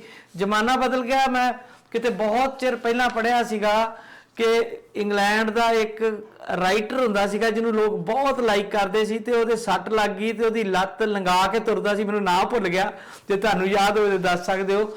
ਜਾਂ ਤੇ ਕੀਟਸ ਬਾਰੇ ਕਿਹਾ ਜਾਂਦਾ ਜਾਂ ਕਿਸੇ ਹੋਰ ਬਾਰੇ। ਤੇ ਬਹੁਤ ਸਾਰੇ ਨੌਜਵਾਨ ਲੜਕੇ ਲੜਕੀਆਂ ਲੰਗੜਾ ਕੇ ਤੁਰਨ ਲੱਗ ਪਏ ਸੀ ਉਹਦੀ ਨਕਲ ਦੇ ਵਿੱਚੋਂ। ਉਹ ਜ਼ਮਾਨਾ ਸੀ ਕਿ ਲੋਕ ਜਿਹੜੇ ਆ, ਉਹ ਜਿਹੜੇ ਲੇਖਕ ਲੋਕ ਸੀ, ਜਿਹੜੇ ਲੋਕਾਂ ਲਈ, ਲੋਕਾਂ ਦੇ ਦਰਦ ਸ਼ਾਮਲ ਹੁੰਦੇ ਸੀ, ਉਹਨਾਂ ਲਈ ਰਚਨਾਵਾਂ ਲਿਖਦੇ ਸੀ, ਉਹਨਾਂ ਵੱਲ ਧਿਆਨ ਕਰਦੇ ਸੀ। ਤੇ ਹੁਣ ਉਹਨਾਂ ਦੀ ਥਾਂ ਸ਼ਾਇਦ ਕੁਝ ਹੋਰ ਲੋਕਾਂ ਨੇ ਲੈ ਲਈ ਹੈ। ਬਿਲਕੁਲ ਏਦਾਂ ਹੀ ਹੈ। ਸਾਡੇ ਵੀ ਇੱਥੇ ਬਹੁਤ ਇਸ ਤਰ੍ਹਾਂ ਦੇ ਕਹਿ ਲਓ ਸਟਾਰ ਲੋਕ ਨੇ ਜਿਨ੍ਹਾਂ ਦੀ ਹਰ ਚੀਜ਼ ਨੂੰ ਜਿਹੜਾ ਨਕਲ ਕੀਤਾ ਜਾਂਦਾ। ਈਵਨ ਜਿਹੜਾ ਅੱਜ ਕੱਲ੍ਹ ਸਾਡੀ ਟ੍ਰੈਂਡ ਹੈ ਇੱਥੇ, ਜਿਹੜੇ ਸਾਡੇ ਯੰਗ ਮੈਨ ਹੈ ਉਹ ਵਿਰਾਟ ਕੋਹਲੀ ਵਰਗੀ ਦਾੜੀ ਰੱਖਦੇ ਆ। ਵਿਰਾਟ ਕੋਹਲੀ ਜਿਸ ਕਿਸਮ ਦੀ, ਉਹ ਜਿਹੜਾ ਸਾਡਾ ਕ੍ਰਿਕਟ ਦਾ ਖਿਡਾਰੀ ਹੈ, ਜਿਸ ਕਿਸਮ ਦੀ ਉਹਨੇ ਦਾੜੀ ਰੱਖੀ, ਉਦਾਂ ਦੀ ਦਾੜੀ। ਉਸ ਤੋਂ ਪਹਿਲਾਂ ਮੈਨੂੰ ਲੱਗਦਾ ਕਿ ਅਮਰਤ ਮਾਨ ਨੇ ਵੀ ਉਹੋ ਜਿਹੀ ਰੱਖੀ ਸੀ, ਔਰੰਗਜ਼ੇਬ ਵਰਗੀ ਦਾੜੀ। ਉਦੋਂ ਦਾ ਵੀ ਬੜਾ ਫੈਸ਼ਨ ਆਇਆ ਸੀਗਾ। ਇੱਕ ਸਿੰਗਰ ਹੈ ਅਮਰਤ ਮਾਨ, ਬਿਲਕੁਲ ਉਹਦਾ ਤਾਂ ਫੈਸ਼ਨ ਸੀ। ਫਿਰ ਰਣਵੀਰ ਜਿਹੜਾ ਹੈਗਾ ਫਿਲਮ ਐਕਟਰ ਜਿਹੜਾ ਆ, ਉਹਦਾ ਸਟਾਈਲ ਵੀ ਲੋਕਾਂ ਨੇ ਬੜਾ ਫਾਲੋ ਕੀਤਾ। ਜਾਂ ਕ੍ਰਿਕਟ ਖਿਡਾਰੀਆਂ ਦੇ ਵਿੱਚੋਂ ਹੀ ਜਿਹੜਾ ਮਹਿੰਦਰ ਸਿੰਘ ਧੋਨੀ ਆ, ਜਦੋਂ ਉਹਨੇ ਬਾਲ ਵਧਾਏ ਹੋਏ ਸੀ ਉਸ ਤਰ੍ਹਾਂ ਦੇ ਬਾਲ ਲੋਕ ਰੱਖਣ ਲੱਗ ਪਏ। ਇਹ ਤਾਂ ਬਿਲਕੁਲ ਮਾਡਰਨ ਜ਼ਮਾਨੇ ਦੀਆਂ ਗੱਲਾਂ ਆ। ਸਾਡੀਆਂ ਭੈਣਾਂ ਨੂੰ ਯਾਦ ਹੋਊਗਾ ਜਿਹੜੀਆਂ ਮੇਰੀ ਉਮਰ ਦੀਆਂ ਜਾਂ ਮੇਰੇ ਤੋਂ ਥੋੜੀ ਜ਼ਿਆਦਾ ਉਮਰ ਦੀਆਂ, ਵੀ ਸਾਧਨਾ ਕੱਟ ਬੜਾ ਮਸ਼ਹੂਰ ਹੁੰਦਾ ਸੀ ਸਾਡੇ। ਹਾਂਜੀ ਹਾਂ, ਸਾਧਨਾ ਇੱਕ ਉਹਦਾ ਨਾਂ ਹੀ ਪੈ ਗਿਆ, ਸਾਧਨਾ ਕੱਟ। ਤੇ ਸਾਧਨਾ ਬੜੀ ਵੱਡੀ ਸਾਡੀ ਫਿਲਮ ਐਕਟਰਸ ਰਹੀ ਹੈ। ਤੇ ਉਦੋਂ ਕੋਈ ਇੰਨਾ ਮਤਲਬ ਪ੍ਰਸਾਰ ਵੀ ਨਹੀਂ ਸੀ ਹੁੰਦਾ ਮੀਡੀਆ ਦਾ, ਪਰ ਫਿਲਮਾਂ ਹੀ ਦੇਖਦੇ ਸੀ ਲੋਕ। ਟੈਲੀਵਿਜ਼ਨ ਵੀ ਉਦੋਂ ਹਰੇਕ ਘਰ ਦੇ ਵਿੱਚ ਨਹੀਂ ਸੀਗਾ, ਫਿਰ ਵੀ ਉਹ ਕਿੰਨਾ ਜ਼ਿਆਦਾ ਪ੍ਰਚਾਰਿਆ ਗਿਆ ਸੀ ਜਾਂ ਕਿੰਨਾ ਜ਼ਿਆਦਾ ਲੋਕਾਂ ਨੇ ਫਾਲੋ ਕੀਤਾ ਸੀ। ਸੋ ਇਹ ਹੈ, ਇਸ ਕਰਕੇ ਸਮਾਜ ਦੇ ਉੱਤੇ ਇਹਦਾ ਅਸਰ ਤਾਂ ਪੈਂਦਾ ਹੀ ਹੈ। ਸੋ ਇਸ ਕਰਕੇ ਜਿਹੜਾ ਇਸ ਮਾਧਿਅਮ ਦੇ ਵਿੱਚ ਹੈ, ਤੇ ਚਾਹੇ ਉਹ ਪ੍ਰੋਡਿਊਸਰ ਹੈ, ਚਾਹੇ ਉਹ ਡਾਇਰੈਕਟਰ ਹੈ, ਉਹਦੀ ਇੱਕ ਸਮਾਜਿਕ ਜ਼ਿੰਮੇਵਾਰੀ ਬਣਦੀ ਹੈ। ਤੇ ਜਿਹੜਾ ਕੋਈ ਸਪੋਰਟਸ ਦੇ ਵਿੱਚ ਹੈ, ਵੱਡਾ ਸਟਾਰ ਹੈ, ਚਾਹੇ ਉਹ ਕ੍ਰਿਕੇਟਰ ਹੈ, ਚਾਹੇ ਉਹ ਕਿਸੇ ਵੀ ਹੋਰ ਖੇਡ ਦਾ ਹਿੱਸਾ ਹੈ, ਫੁੱਟਬਾਲਰ ਹੈ, ਚਾਹੇ ਐਥਲੀਟ ਹੈ, ਉਹਦੀ ਵੀ ਇੱਕ ਸਮਾਜਿਕ ਜ਼ਿੰਮੇਵਾਰੀ ਬਣਦੀ ਹੈ। ਵੀ ਤੁਸੀਂ ਆਪਣੀ ਜਿੱਦਾਂ ਮਤਲਬ ਸ਼ਾਇਦ ਇਹਨਾਂ ਮਾਮਲਿਆਂ 'ਚ ਜੇ ਫਿਲਮ ਸਟਾਰ ਦੀ ਗੱਲ ਕਰੀਏ ਤਾਂ ਆਮਿਰ ਖਾਨ ਬਾਕੀਆਂ ਨਾਲੋਂ ਵੱਖਰਾ ਹੈ। ਉਹ ਇੱਦਾਂ ਦੀਆਂ ਕਿਸੇ ਕਿਸਮ ਦੀਆਂ ਐਡਸ ਦਾ ਹਿੱਸਾ ਨਹੀਂ ਬਣਦਾ ਕਈ ਮਾਮਲਿਆਂ 'ਚ। ਹੋਰ ਕੁਝ ਲੋਕ ਵੀ ਹੈਗੇ ਆ। ਇਸ ਕਰਕੇ ਜਿਹੜੀ ਇੱਕ ਸੋਸ਼ਲ ਰਿਸਪੌਂਸਿਬਿਲਿਟੀ ਇੱਕ ਹੁੰਦੀ ਹੈ, ਉਹਦਾ ਨਿਰਵਾਹ ਜਿਹੜਾ ਆ ਉਹ ਬਹੁਤ ਜ਼ਿਆਦਾ ਜ਼ਰੂਰੀ ਹੈ, ਚਾਹੇ ਤੁਸੀਂ ਕਿਸੇ ਵੀ ਖੇਤਰ 'ਚ ਕੰਮ ਕਰਦੇ ਹੋ। ਦਸਾਂਝ ਸਾਹਿਬ, ਜਿਹੜੀ ਮੋਦੀ ਸਰਕਾਰ ਚੱਲ ਰਹੀ ਆ, ਉਹਦੀ ਸੈਕੰਡ ਟਰਮ ਦਾ ਸਭ ਤੋਂ ਵੱਡਾ ਤੇ ਘਾਤਕ ਜਿਹੜਾ ਕੰਮ ਸੀਗਾ ਉਹ ਸੀਗਾ ਕਸ਼ਮੀਰ ਦੇ 3 ਹਿੱਸੇ ਕਰ ਦੇਣੇ, ਧਾਰਾ 370 ਹਟਾ ਦੇਣੀ। ਬਹੁਤ ਸਾਰੇ ਕੰਮ ਇਦਾਂ ਦੇ ਆ, ਪਰ ਉਹ ਵੀ ਇੱਕ ਵੱਡਾ ਐਕਸ਼ਨ ਸੀਗਾ ਜਿਹੜਾ ਇੰਟਰਨੈਸ਼ਨਲ ਲੈਵਲ ਤੇ ਇੱਕ ਵਿਵਾਦ ਦਾ ਮੁੱਦਾ ਹੈ। ਕਸ਼ਮੀਰ ਦਾ ਏਰੀਆ ਤੇ ਉਹਨੂੰ ਸਿੱਝਣ ਲਈ ਜਿਹੜਾ ਤਰੀਕਾ ਅਪਣਾਇਆ ਗਿਆ, ਤੇ ਕਸ਼ਮੀਰੀਆਂ ਨੂੰ ਲਗਭਗ ਸਾਲ ਜੇਲ੍ਹ ਖਾਨੇ ਵਰਗੀ ਸਜ਼ਾ ਦਿੱਤੀ ਗਈ। ਤੇ ਹੁਣ ਕਹਿ ਰਿਹਾ ਕਿ 24 ਜੂਨ ਨੂੰ ਜਿਹੜੀਆਂ ਜੰਮੂ ਕਸ਼ਮੀਰ ਦੀਆਂ ਖੇਤਰੀ ਪਾਰਟੀਆਂ ਨੇ ਉਹਨਾਂ ਨੂੰ ਮੀਟਿੰਗ ਲਈ ਸੱਦਿਆ ਆ। ਤੇ ਮੈਨੂੰ ਲੱਗਦਾ ਇਹ ਆ ਕਿ ਜਿਹੜੀਆਂ ਪ੍ਰਚਲਿਤ ਰਵਾਇਤੀ ਪਾਰਟੀਆਂ ਨੇ, ਜਿੱਦਾਂ ਫਰੂਕ ਅਬਦੁੱਲਾ ਦੀ ਪਾਰਟੀ ਆ, ਮਹਿਬੂਬਾ ਮੁਫਤੀ ਆ, ਲੋਨ ਏਰੀਆ, ਇਹਨਾਂ ਦਾ ਵੀ ਗੁਜ਼ਾਰਾ ਨਹੀਂ ਆ ਸਿਆਸਤ ਤੋਂ ਬਗੈਰ। ਤੇ ਉਹ ਗੱਲਬਾਤ ਲਈ ਮੈਨੂੰ ਲੱਗਦਾ ਰੈਡੀ ਵੀ ਹੋ ਗਈਆਂ। ਮੁਫਤੀ ਮਹਿਮੂਦ ਨੇ ਇਸ ਗੱਲ ਦੀ ਪੁਸ਼ਟੀ ਕੀਤੀ ਆ ਕਿ ਸਾਨੂੰ ਕੇਂਦਰ ਵੱਲੋਂ ਸੱਦਾ ਆਇਆ ਗੱਲਬਾਤ ਦਾ। ਤੇ ਗੱਲਬਾਤ ਹੋਣੀ ਕੀ ਹੈ ਜੀ, ਅਸੈਂਬਲੀ ਦੀਆਂ ਚੋਣਾਂ ਕਰਵਾ ਲਈਆਂ ਜਾਣ ਤੇ ਸਰਕਾਰ ਉੱਥੇ ਬਣਨੀ ਦਿੱਲੀ ਵਰਗੀ, ਕਿਉਂਕਿ ਉਹ ਕੇਂਦਰੀ ਸ਼ਾਸਿਤ ਪ੍ਰਦੇਸ਼ ਵਰਗਾ ਉਹਨੂੰ ਦਰਜਾ ਦਿੱਤਾ ਤੇ ਉਹਨਾਂ ਦੀ ਪਾਵਰ ਕੁਝ ਵੀ ਨਹੀਂ ਹੋਣੀ। ਪਰ ਸਿਆਸੀ ਲੋਕ ਜਿਹੜੇ ਆ ਆਪਣੇ ਮਫਾਦਾਂ ਲਈ ਲੋਕਾਂ ਦੇ ਹਿੱਤ ਹਮੇਸ਼ਾ ਹੀ ਵੇਚ ਦਿੰਦੇ ਆ। ਤੇ ਮੈਨੂੰ ਲੱਗਦਾ ਆ ਕਿ ਕਿਤੇ ਨਾ ਕਿਤੇ ਮੁਫਤੀ ਮਹਿਬੂਬਾ ਮੁਫਤੀ ਜਾਂ ਫਰੂਕ ਅਬਦੁੱਲਾ ਸਾਹਿਬ ਦਾ ਜਿਹੜਾ ਸਾਹਿਬਜ਼ਾਦਾ ਨੇ, ਉਹ ਕੇਂਦਰ ਨਾਲ ਸਾਜ਼ਬਾਜ਼ ਫੇਰ ਕਰਨ ਵਾਲੇ ਪਾਸੇ ਨੂੰ ਤੁਰ ਪੈਣਗੇ।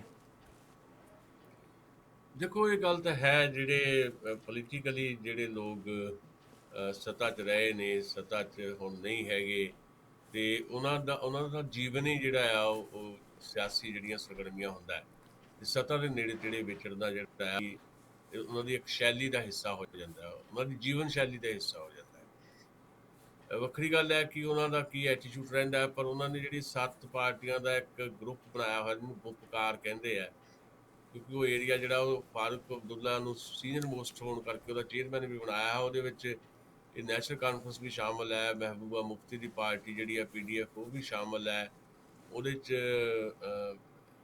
ਜਿਹੜੀ ਆਪਣੀ ਮਾਰਕਸਿਸਟ ਪਾਰਟੀ ਹੈ CPIM ਉਹ ਵੀ ਸ਼ਾਮਲ ਹੈ। ਕੁਝ ਹੋਰ ਪਾਰਟੀਆਂ ਜਿਹੜੀ 7 ਪਾਰਟੀਆਂ ਨੇ ਤੇ ਉਹ ਇੱਕ ਵੱਖਰਾ ਸਟੈਂਡ ਤਾਂ ਲੈ ਰਹੀਆਂ, ਪਰ ਮੈਨੂੰ ਲੱਗਦਾ ਹੈ ਕਿ ਜੇ ਉਹਨਾਂ ਨੇ ਮੀਟਿੰਗ ਲਈ ਹਾਂ ਵੀ ਕਰ ਦਿੱਤੀ ਹੈ ਤੇ ਉਹਨੂੰ ਇੱਦਾਂ ਤਾਂ ਨਹੀਂ ਲਿਆ ਜਾਣਾ ਚਾਹੀਦਾ ਵੀ ਖਬਰੇ ਉਹ ਜਿਹੜੀ ਸੈਂਟਰ ਦੀ ਜਾਂ ਭਾਰਤੀ ਜਨਤਾ ਪਾਰਟੀ ਦੀ ਜਿਹੜੀ ਜਿਸ ਕਿਸਮ ਦੀ ਉਹਦੀ ਅਗਲੀ ਆਉਣ ਵਾਲੀ ਜਿਹੜਾ ਕੋਈ ਐਕਸ਼ਨ ਹੋਏਗਾ ਉਹਦਾ ਉਹ ਹਿੱਸਾ ਬਣ ਜਾਣਗੇ।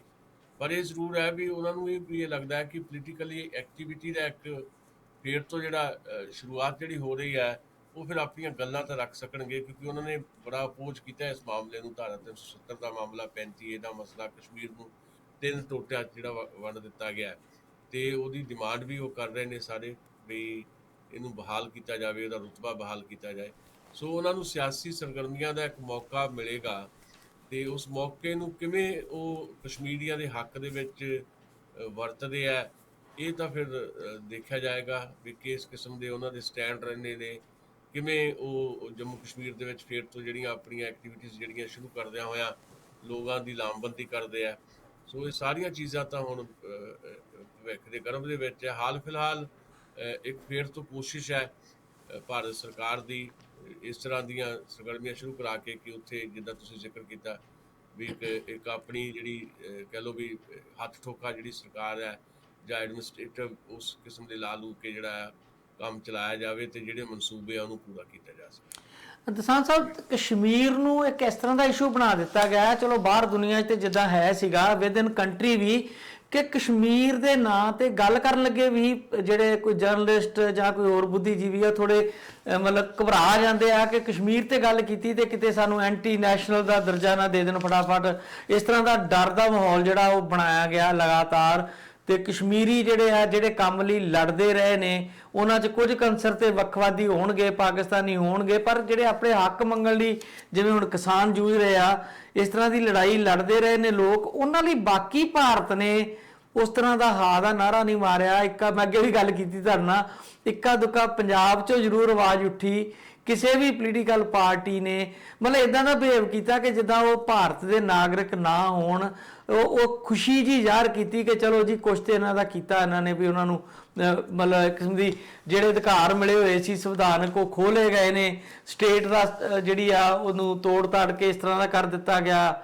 ਤੇ ਵੱਡੇ ਵੱਡੇ ਜਿਹੜੇ ਲੀਡਰ ਆਪਣੇ ਆਪ ਨੂੰ ਬੜੇ ਲੋਕ ਪੱਖੀ ਦੱਸਦੇ ਆਏ, ਕੇਜਰੀਵਾਲ ਵਰਗੇ ਲੋਕ ਵੀ, ਉਹਨਾਂ ਨੇ ਵੀ ਉਹਦੇ ਹੱਕ ਵਿੱਚ ਗੱਲ ਕੀਤੀ। ਸੁਖਬੀਰ ਬਾਦਲ ਹੋਰਾਂ ਨੇ ਉਸ ਜਿਹੜੀ ਸਰਕਾਰ ਨੇ ਕੰਮ ਕੀਤਾ, ਖੇਤਰੀ ਪਾਰਟੀ ਹੋਣ ਦੇ ਬਾਵਜੂਦ ਜਿਹੜੀ ਖੁਦ ਜਿਹੜੀ ਆ ਫੈਡਰਲ ਢਾਂਚੇ ਲਈ ਲੜਾਈ ਲੜਦੀ ਰਹੀ ਆ, ਐਡਾ ਵੱਡਾ ਧਰਮ ਯੁੱਧ ਮੋਰਚੇ ਦੇ ਨਾਂ ਤੇ ਰਾਜਾਂ ਨੂੰ ਵੱਧ ਅਧਿਕਾਰਾਂ ਦੀ ਲੜਾਈ ਲੜੀ ਸੀਗੀ ਅਕਾਲੀ ਦਲ ਨੇ, ਉਹ ਸਾਰੀਆਂ ਹੀ ਪਾਰਟੀਆਂ ਨੇ ਕਸ਼ਮੀਰ ਦੇ ਮਾਮਲੇ 'ਚ ਆ ਕੇ ਕਿਤੇ ਨਾ ਕਿਤੇ, ਕਿਉਂਕਿ ਉੱਥੇ ਮੁਸਲਿਮ ਬਹੁ ਗਿਣਤੀ ਆ ਜਾਂ ਕੀ ਕਾਰਨ ਹੈ, ਕਿ ਉਹ ਜਿਹੜਾ ਇਨਸਾਫ ਪਸੰਦੀ ਦਾ ਨਾਰਾ ਬੁਲੰਦ ਨਹੀਂ ਕਿਤੇ ਕੀਤਾ।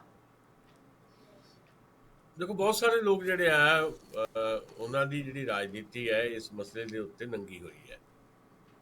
ਕਾਗਜ਼ਾਂ 'ਚੋਂ ਕੁਝ ਹੋਰ ਕਹਿੰਦੇ ਰਹੇ, ਖੁਦ ਮੁਖਤਿਆਰੀ ਦਾ ਸਟੈਂਡ ਲੈਂਦੇ ਰਹੇ, ਜਿਵੇਂ ਤੁਸੀਂ ਸ਼੍ਰੋਮਣੀ ਅਕਾਲੀ ਦਲ ਦਾ ਜ਼ਿਕਰ ਕੀਤਾ, ਪਰ ਸਿਰਫ ਇੱਕ ਲਾਲਚ ਹੈ ਵੀ ਹਾਂ ਵੀ ਅਸੀਂ ਕੇਂਦਰ ਸਰਕਾਰ ਦਾ ਹਿੱਸਾ ਆ, ਭਾਈਵਾਲ ਹੈ, ਸਾਡਾ ਕੋਈ ਵਿਅਕਤੀ ਜਾਂ ਪਰਿਵਾਰਕ ਮੈਂਬਰ ਹੀ ਕਹਿ ਲਓ ਉਹ ਕੇਂਦਰ ਸਰਕਾਰ ਦੇ ਵਿੱਚ ਮੰਤਰੀ ਹੈ।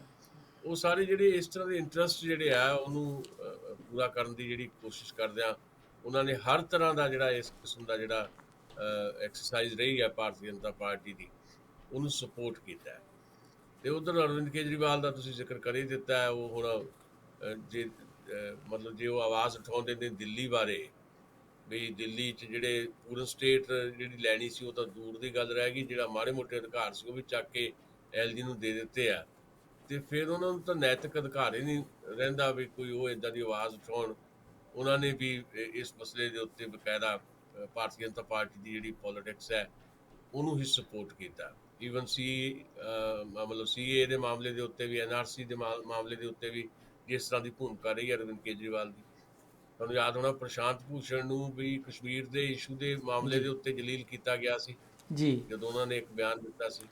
ਸੋ ਕਸ਼ਮੀਰੀਆਂ ਨੂੰ ਧੱਕ ਕੇ ਅਸਲ ਦੇ ਵਿੱਚ ਮਤਲਬ ਉਹਨਾਂ ਨੂੰ ਫੇਰ ਤੋਂ ਜੇ ਕੋਈ ਪਾਕਿਸਤਾਨ ਪੱਖੀ ਉੱਥੇ ਹੈ ਜਾਂ ਕੁਝ ਲੋਕ ਹੈਗੇ ਆ ਉਹਨਾਂ ਨੂੰ ਇੱਕ ਕਿਸਮ ਦਾ ਧੱਕਿਆ ਗਿਆ ਉਧਰ ਨੂੰ, ਉਹਨਾਂ ਨੂੰ ਅਹਿਸਾਸ ਕਰਾਇਆ ਗਿਆ ਕਿ ਤੁਸੀਂ ਦੋਇਮ ਦਰਜੇ ਦੇ ਲੋਕ ਹੋ, ਤੁਸੀਂ ਮਤਲਬ ਭਾਰਤ ਦਾ ਜਿਹੜਾ ਬਾਕੀ ਆਮ ਨਾਗਰਿਕ ਹੈ ਉਹਦੇ ਬਰਾਬਰ ਉਹਦਾ ਕੋਈ ਅਧਿਕਾਰ ਨਹੀਂ ਹੈ। ਜੇ ਉਹਦੇ ਕੋਲ ਅਧਿਕਾਰ ਸੀ, ਕਦੀ ਇਹ ਨਹੀਂ ਪੁੱਛਿਆ ਗਿਆ, ਕਿਸੇ ਨੂੰ ਇਸ ਗੱਲ ਦੀ ਸ਼ਾਬਾਸ਼ੀ ਨਹੀਂ ਦਿੱਤੀ ਗਈ ਕਿ ਉਦੋਂ ਕਸ਼ਮੀਰੀਆਂ ਨੇ ਪਾਕਿਸਤਾਨ ਦੇ ਨਾਲ ਜਾਣ ਦੀ ਥਾਂ ਦੇ ਉੱਤੇ ਭਾਰਤ ਨਾਲ ਰਹਿਣ ਦਾ ਫੈਸਲਾ ਕਿਉਂ ਲਿਆ। ਇਹ ਨਹੀਂ ਅੱਜ ਤੱਕ ਪੁੱਛਿਆ ਗਿਆ, ਸਗੋਂ ਧੱਕ ਕੇ ਪਾਕਿਸਤਾਨ ਵੱਲ ਨੂੰ ਉਹਨਾਂ ਨੂੰ ਭੇਜਿਆ ਗਿਆ। ਤੇ ਆਮ ਕਸ਼ਮੀਰੀ ਦੀ ਰਾਏ ਤਾਂ ਕਦੀ ਵੀ ਨਹੀਂ ਲਏਗੀ, ਮੈਨੂੰ ਪਤਾ ਯਾਦ ਨਹੀਂ ਵੀ ਤੁਹਾਨੂੰ ਮੈਂ ਕਦੀ ਦੱਸੀ ਹੈ, ਛੋਟੀ ਜੀ ਐਵੇਂ ਕਹਾਣੀ ਹੈ ਉੱਥੇ ਦੀ, ਇੱਕ ਕਸ਼ਮੀਰੀ ਕਹਾਣੀ, ਉਹਦਾ ਨਾਂ ਹੈਗਾ ਕਹਾਣੀ ਦਾ ਆਜ਼ਾਦੀ, ਉਹਦਾ ਜਿਹੜਾ ਲੇਖਕ ਉਹਦਾ ਨਾਮ ਹੈ ਭੁੱਲ ਗਿਆ, ਤੇ ਅਸੀਂ ਉਹ ਹੁਣ ਮੈਗਜ਼ੀਨ 'ਚ ਛਾਪੀ ਸੀ, ਉਹ ਸਫ਼ੇ ਦੀ ਕਹਾਣੀ। ਉਹਦਾ ਤੇ ਹੈ ਵੀ ਉੱਥੇ ਕਰਫਿਊ ਲੱਗਾ ਹੋਇਆ ਤੇ ਸਭ ਕੁਝ ਬੰਦ ਹੈ, ਤੇ 10 ਸਾਲ ਦਾ ਬੱਚਾ ਜਿਹੜਾ ਘਰੋਂ ਦੌੜ ਆਇਆ ਤੇ ਉਹ ਨਿਕਲ ਆਇਆ, ਉਹ ਦੁਕਾਨ ਖੁਲਾਉਣੀ ਚਾਹੁੰਦਾ ਤੇ ਉਧਰੋਂ ਕਰਫਿਊ ਲੱਗਾ। ਇੱਕ ਆਰਮੀ ਮੈਨ ਹੈ ਉੱਥੇ, ਉਹ ਥੋੜਾ ਨਰਮ ਦਿਲ ਹੈ, ਜ਼ਰੂਰੀ ਨਹੀਂ ਹੁੰਦਾ ਵੀ ਸਾਰੀ ਆਰਮੀ ਜਿਹੜੇ ਲੋਕ ਆ ਉਹ ਉਸ ਕਿਸਮ ਦੇ ਹੋਣ ਜਿਹੜੇ ਜ਼ੁਲਮ ਕਰਦੇ ਆ, ਆਰਮੀ ਦੇ ਵਿੱਚ ਵੀ ਬਹੁਤ ਨਰਮ ਦਿਲ ਲੋਕ ਹੁੰਦੇ ਆ। ਉਹਨੇ ਉਸ ਬੱਚੇ ਨੂੰ ਪੁੱਛਿਆ, ਬੇਟਾ ਤੈਨੂੰ ਕੀ ਚਾਹੀਦਾ, ਤੇ ਉਹਨੇ ਕਿਹਾ ਵੀ ਮੈਂ ਤਾਂ ਚਿਪਸ ਲੈਣ ਆਇਆ, ਤੇ ਉਹ ਆਰਮੀ ਮੈਨ ਨੇ ਉਹ ਦੁਕਾਨ ਖੁਲਾ ਕੇ ਉਹਨੂੰ ਚਿਪਸ ਦਾ ਪੈਕਟ ਦਵਾ ਦਿੱਤਾ।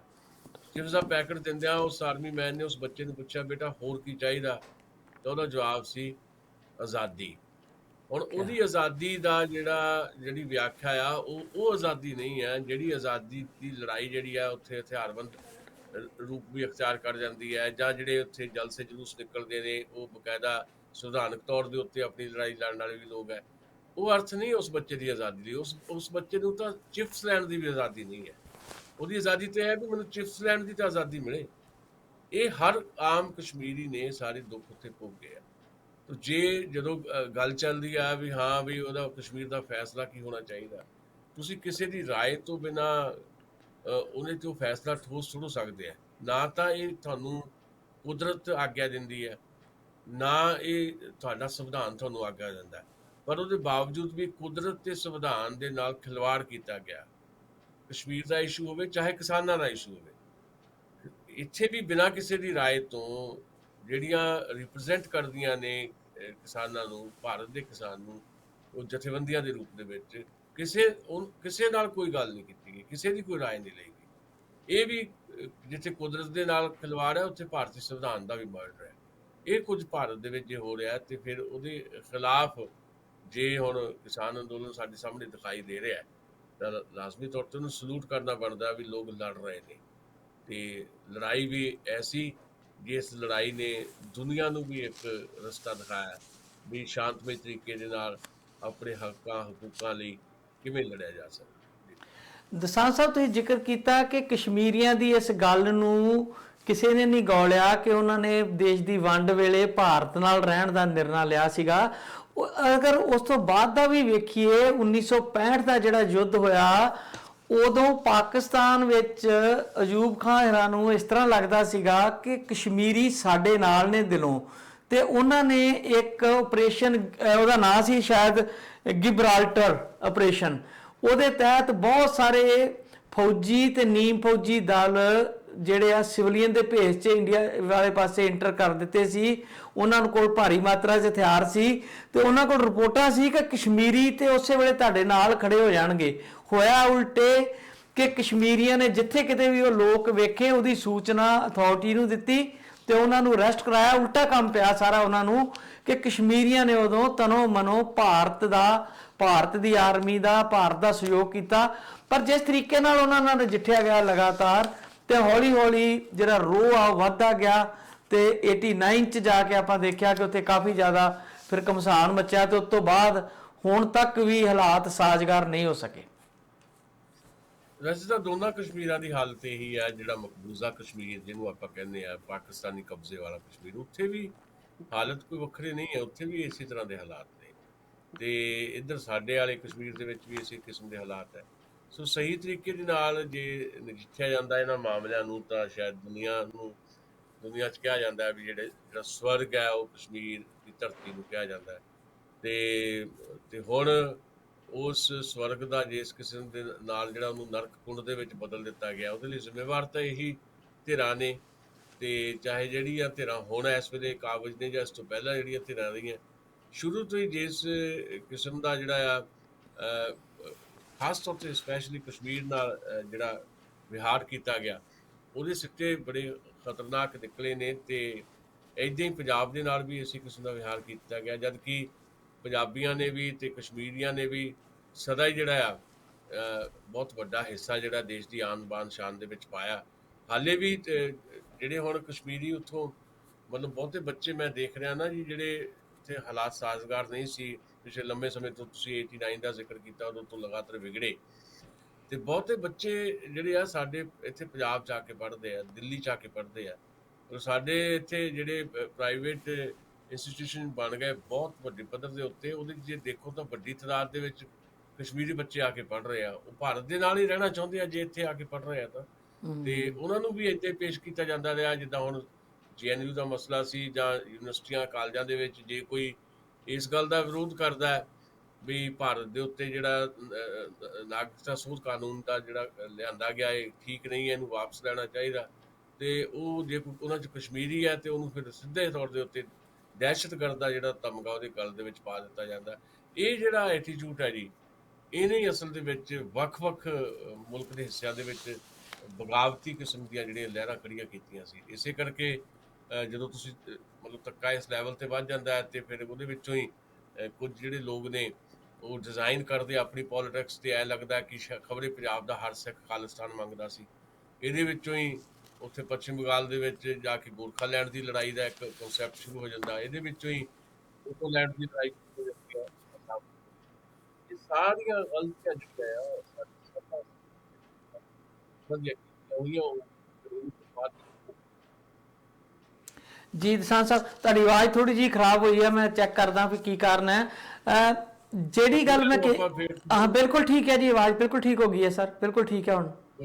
ਹਾਂ ਦਸਾਂਝ ਸਾਹਿਬ, ਆਪਾਂ ਗੱਲ ਕਰ ਰਹੇ ਸੀਗੇ ਕਿ ਜਿਹੜੇ ਲੋਕ ਖੁਦ ਅੰਦੋਲਨ ਚੋਂ ਨਿਕਲੇ, ਕੇਜਰੀਵਾਲ ਦਾ ਬਾਰ-ਬਾਰ ਜ਼ਿਕਰ ਸਾਡੇ ਕੋਲ ਆਉਂਦਾ ਆ, ਉਹਨਾਂ ਦੀ ਮੈਨੂੰ ਕਈ ਵਾਰ ਜੋੜ ਕੇ ਮੈਂ ਦੇਖਦਾ ਆ 1985-86 'ਚ ਜਦੋਂ ਬਰਨਾਲਾ ਗੌਰਮੈਂਟ ਹੁੰਦੀ ਸੀ ਤੇ ਲੌਂਗੋਵਾਲ ਸਮਝੌਤਾ ਹੋਇਆ ਸੀ ਪੰਜਾਬ ਮਸਲੇ ਦੀ ਗੱਲ ਜੇ ਆਪਾਂ ਕਰਦੇ ਆ, ਤੇ ਉਦੋਂ ਚੰਡੀਗੜ੍ਹ ਦੇਣ ਨੂੰ ਸਾਰੀਆਂ ਤਿਆਰੀਆਂ ਸੀ, ਤੇ ਉਸ ਵੇਲੇ ਬਰਨਾਲਾ ਸਾਹਿਬ ਨੇ ਆਪਣੇ ਮੁੱਖ ਮੰਤਰੀ ਦੀ ਸੀਟ ਛੱਡਣ ਦੀ ਬਜਾਏ ਚੰਡੀਗੜ੍ਹ ਨੂੰ ਜਾਂ ਪੰਜਾਬੀ ਬੋਲਦੇ ਇਲਾਕਿਆਂ ਨੂੰ ਛੱਡਣਾ ਬਿਹਤਰ ਸਮਝਿਆ ਸੀਗਾ, ਜਿਹਦਾ ਖਮਿਆਜਾ ਆਪਾਂ ਹੁਣ ਤੱਕ ਭੁਗਤ ਰਹੇ ਹਾਂ। ਜੇ ਉਦੋਂ ਇੱਕ ਵੱਡਾ ਸਟੈਂਡ ਲੈ ਜਾਂਦੇ ਕਿ ਜੇ ਤੁਸੀਂ ਸਾਡੇ ਨਾਲ ਕੀਤਾ ਵਾਅਦਾ ਨਹੀਂ ਨਿਭਾਉਂਦੇ ਤੇ ਆ ਚੁੱਕੋ ਆਪਣੀ ਸਰਕਾਰ, ਅਸੀਂ ਅਸਤੀਫੇ ਦਿੰਦੇ ਆ, ਤੇ ਸ਼ਾਇਦ ਜਿਹੜਾ ਉਹ ਕਾਂਗਰਸ ਦੀ ਇੰਨੀ ਜ਼ਰੂਰਤ ਨਾ ਹੁੰਦੀ ਕਿ ਉਹ ਲੌਂਗੋਵਾਲ ਸਮਝੌਤਾ ਤੋੜ ਦਿੰਦੀ। ਇਸੇ ਤਰ੍ਹਾਂ ਹੀ ਕੇਜਰੀਵਾਲ ਨੇ ਭਾਵੇਂ ਨੈਤਿਕ ਤੌਰ ਤੇ ਜਿਵੇਂ ਤੁਸੀਂ ਕਿਹਾ ਆ ਕਿ CAA ਤੇ ਕਸ਼ਮੀਰ ਦੇ ਮਸਲੇ ਦੇ ਉੱਤੇ ਜਿਹੜਾ ਕੇਂਦਰ ਦੇ ਨਾਲ ਦਾ ਸਟੈਂਡ ਲੈ ਕੇ ਆਪਣੇ ਪੈਰਾਂ 'ਚ ਆਪ ਕੁਹਾੜੀ ਮਾਰੀ ਸੀਗੀ, ਤੇ ਹੁਣ ਵੀ ਜਦੋਂ ਉਹਨਾਂ ਕੋਲੋਂ ਇਹ ਪਾਵਰਾਂ ਖੋਹੀਆਂ ਗਈਆਂ ਨੇ ਕਾਨੂੰਨ ਬਣਾ ਕੇ, ਤੇ ਲੋਕ ਜਿੱਥੇ ਕੇਂਦਰ ਸਰਕਾਰ ਨੇ ਲੋਕਾਂ ਨਾਲ ਇੱਕ ਦੀ ਗਦਾਰੀ ਕੀਤੀ ਕਿ ਲੋਕਾਂ ਨੇ ਬਹੁਤ ਵੱਡਾ ਬਹੁਮਤ ਦੇ ਕੇ ਕੇਜਰੀਵਾਲ ਨੂੰ ਤਾਕਤ ਦਿੱਤੀ ਸੀਗੀ, ਉੱਥੇ ਨਾਲ ਦੀ ਨਾਲ ਕੇਜਰੀਵਾਲ ਨੇ ਵੀ ਮੈਂ ਸਮਝਦਾ ਵੀ ਇੱਕ ਦੀ ਗਦਾਰੀ ਕੀਤੀ ਲੋਕਾਂ ਨਾਲ। ਉਹਨਾਂ ਦਾ ਫਰਜ਼ ਬਣਦਾ ਸੀਗਾ ਕਿਉਂਕਿ ਉਹ ਅੰਦੋਲਨ ਚੋਂ ਨਿਕਲੇ ਹੋਏ ਵਿਅਕਤੀ ਸੀਗੇ, ਗੱਦੀ ਨਾਲ ਇੰਨਾ ਲਾਲਚ ਜਿਹੜਾ ਮੋਹ ਪਾਲ ਲਿਆ ਉਹਨਾਂ ਨੇ, ਅਗਰ ਉਦਣ ਛੱਡ ਕੇ ਉਹ ਬਾਹਰ ਆ ਜਾਂਦੇ, ਸਾਰੀ ਸਰਕਾਰ ਤੋੜ ਕੇ ਆ ਜਾਂਦੇ, ਤੇ ਦਿੱਲੀ ਦੇ ਲੋਕ ਕੀ ਸਾਰੇ ਭਾਰਤ ਦੇ ਲੋਕ ਸ਼ਾਇਦ ਉਹਨਾਂ ਨਾਲ ਮੁੜ ਖੜੇ ਹੁੰਦੇ ਕਿ ਤੁਸੀਂ ਸੱਚ ਲਈ ਲੜ ਰਹੇ ਹੋ। ਪਰ ਇਹ ਗੱਦੀ ਦਾ ਕਿੱਡਾ ਭੈੜਾ ਲਾਲਚ ਆ ਕਿ ਲੋਕਾਂ ਦੀ ਜਿਹੜੀ ਹੈਗੀ ਆ ਉਹਨਾਂ ਨਾਲ ਜੁੜੀ ਭਾਵਨਾ ਉਹਨੂੰ ਵੀ ਵੇਚ ਦਿੰਦੇ ਨੇ। ਆਪਣੀ ਜ਼ਮੀਰ ਤੇ ਇਹਨਾਂ ਲੋਕਾਂ ਦੀ ਹੈ ਹੀ ਨਹੀਂ, ਪਰ ਲੋਕਾਂ ਦੀ ਜਿਹੜੀ ਤਾਕਤ ਹੁੰਦੀ ਆ ਉਹਦਾ ਵੀ ਇਹਨਾਂ ਨੂੰ ਅੰਦਾਜ਼ਾ ਨਹੀਂ ਰਹਿੰਦਾ। ਦੇਖੋ ਜਿਹੜੀ ਸੱਤਾ ਹੈ ਨਾ ਜੀ, ਸੱਤਾ ਤਾਂ ਸੁਸਾਇਟੀ ਦਾ ਸਭ ਤੋਂ ਪ੍ਰਾਇਮਰੀ ਯੂਨਿਟ ਜਿਹੜਾ ਆ ਉਹ ਸਾਡਾ ਪਰਿਵਾਰ ਹੈ। ਪਰਿਵਾਰ ਦੇ ਵਿੱਚ ਵੀ ਪ੍ਰਾਇਮਰੀ ਯੂਨਿਟ ਪਤੀ ਪਤਨੀ ਹੈ।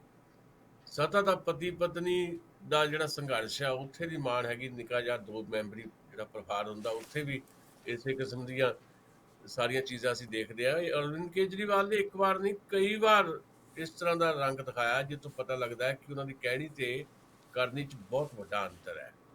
ਮਿਸਾਲ ਦੇ ਤੌਰ ਤੁਸੀਂ ਆਪਾਂ ਜ਼ਿਕਰ ਕੀਤਾ, ਇਹਨੂੰ ਆਪਾਂ ਦੁਹਰਾਉਂਦੇ ਨਹੀਂ, ਕਸ਼ਮੀਰ ਦਾ ਇਸ਼ੂ ਆ ਜਾਂ CAA ਦਾ ਇਸ਼ੂ, ਇਹਨੂੰ ਆਪਾਂ ਨਹੀਂ ਦੁਹਰਾਉਂਦੇ। ਤੁਸੀਂ ਜ਼ਿਕਰ ਕੀਤਾ ਵੀ ਜਿਹੜਾ ਉਹਨਾਂ ਦੀਆਂ ਸਾਰੀਆਂ ਥੋੜ੍ਹੀਆਂ ਬਹੁਤ ਸ਼ਕਤੀਆਂ ਸੀ ਉਹ ਵੀ ਜਾ ਕੇ ਉਹ ਸਾਰਾ ਕੁਝ ਉਹਦੇ ਝੋਲੀ 'ਚ ਪਾ ਦਿੱਤਾ, ਜਿਹੜਾ ਉਪ ਰਾਜਪਾਲ ਹੈ LG, ਤੇ ਇਸ ਤੋਂ ਬਿਨਾਂ ਇੱਕ ਜਿਹੜਾ ਬਿਲਕੁਲ ਲੇਟੈਸਟ ਜਿਹੜਾ ਉਹਨਾਂ ਦਾ ਜਿਹੜਾ ਬਿਹੇਵ ਰਿਹਾ ਕਿਸਾਨ ਅੰਦੋਲਨ ਦੇ ਬਾਰੇ 'ਚ, ਉਹ ਉੱਤੋਂ ਲੱਗਦਾ ਹੈ ਕਿ ਹਾਂ ਵੀ ਉਹ ਬੜੇ ਕਿਸਾਨ ਅੰਦੋਲਨ ਦੇ ਪੱਖ 'ਚ ਹੈ। ਉਹਨਾਂ ਨੇ ਹਾਲੇ ਤੱਕ ਦਿੱਲੀ ਦੀ ਵਿਧਾਨ ਸਭਾ ਦੇ ਵਿੱਚ, ਭਾਵੇਂ ਉਹ ਵੀ ਐਕਸਰਸਾਈਜ਼ ਕੋਈ ਬਹੁਤ ਵੱਡੀ ਐਕਸਰਸਾਈਜ਼ ਨਹੀਂ ਹੈ, ਪੰਜਾਬ ਨੇ ਵੀ ਕੀਤੀ ਹੈ, ਵੀ ਕੇਂਦਰੀ ਜਿਹੜੇ 3 ਖੇਤੀ ਕਾਨੂੰਨ ਆ ਉਹਦੇ ਪੈਰਲਲ ਜਿਹੜਾ ਆ ਆਪਣੀ ਵਿਧਾਨ ਸਭਾ ਦੇ ਵਿੱਚ ਉਹਨਾਂ ਨੇ ਕੋਈ ਬਿੱਲ ਨਹੀਂ ਲਿਆਂਦੇ। ਡਰਾਮਾ ਜ਼ਰੂਰ ਕੀਤਾ ਕਿ ਕੇਂਦਰੀ ਖੇਤੀ ਬਿੱਲ ਜਿਹੜੇ ਆ ਉੱਥੇ ਵਿਧਾਨ ਸਭਾ ਦੇ ਵਿੱਚ ਪਾੜ ਦਿੱਤੇ। ਉਹ ਪਾੜ ਕੇ ਉਹ ਸਾਰੀ ਦੁਨੀਆ 'ਚ ਵੀਡੀਓ ਵਾਇਰਲ ਹੋ ਗਈ ਵੀ ਪਤਾ ਨਹੀਂ ਕਮਾਲ ਕਰਕੇ ਅਰਵਿੰਦ ਕੇਜਰੀਵਾਲ ਨੇ ਵੀ ਉਹ ਤਾਂ ਬਹੁਤ ਵੱਡਾ ਸਟੈਂਡ ਲੈ ਗਿਆ ਖੇਤੀ ਕਾਨੂੰਨਾਂ ਦੇ ਖਿਲਾਫ।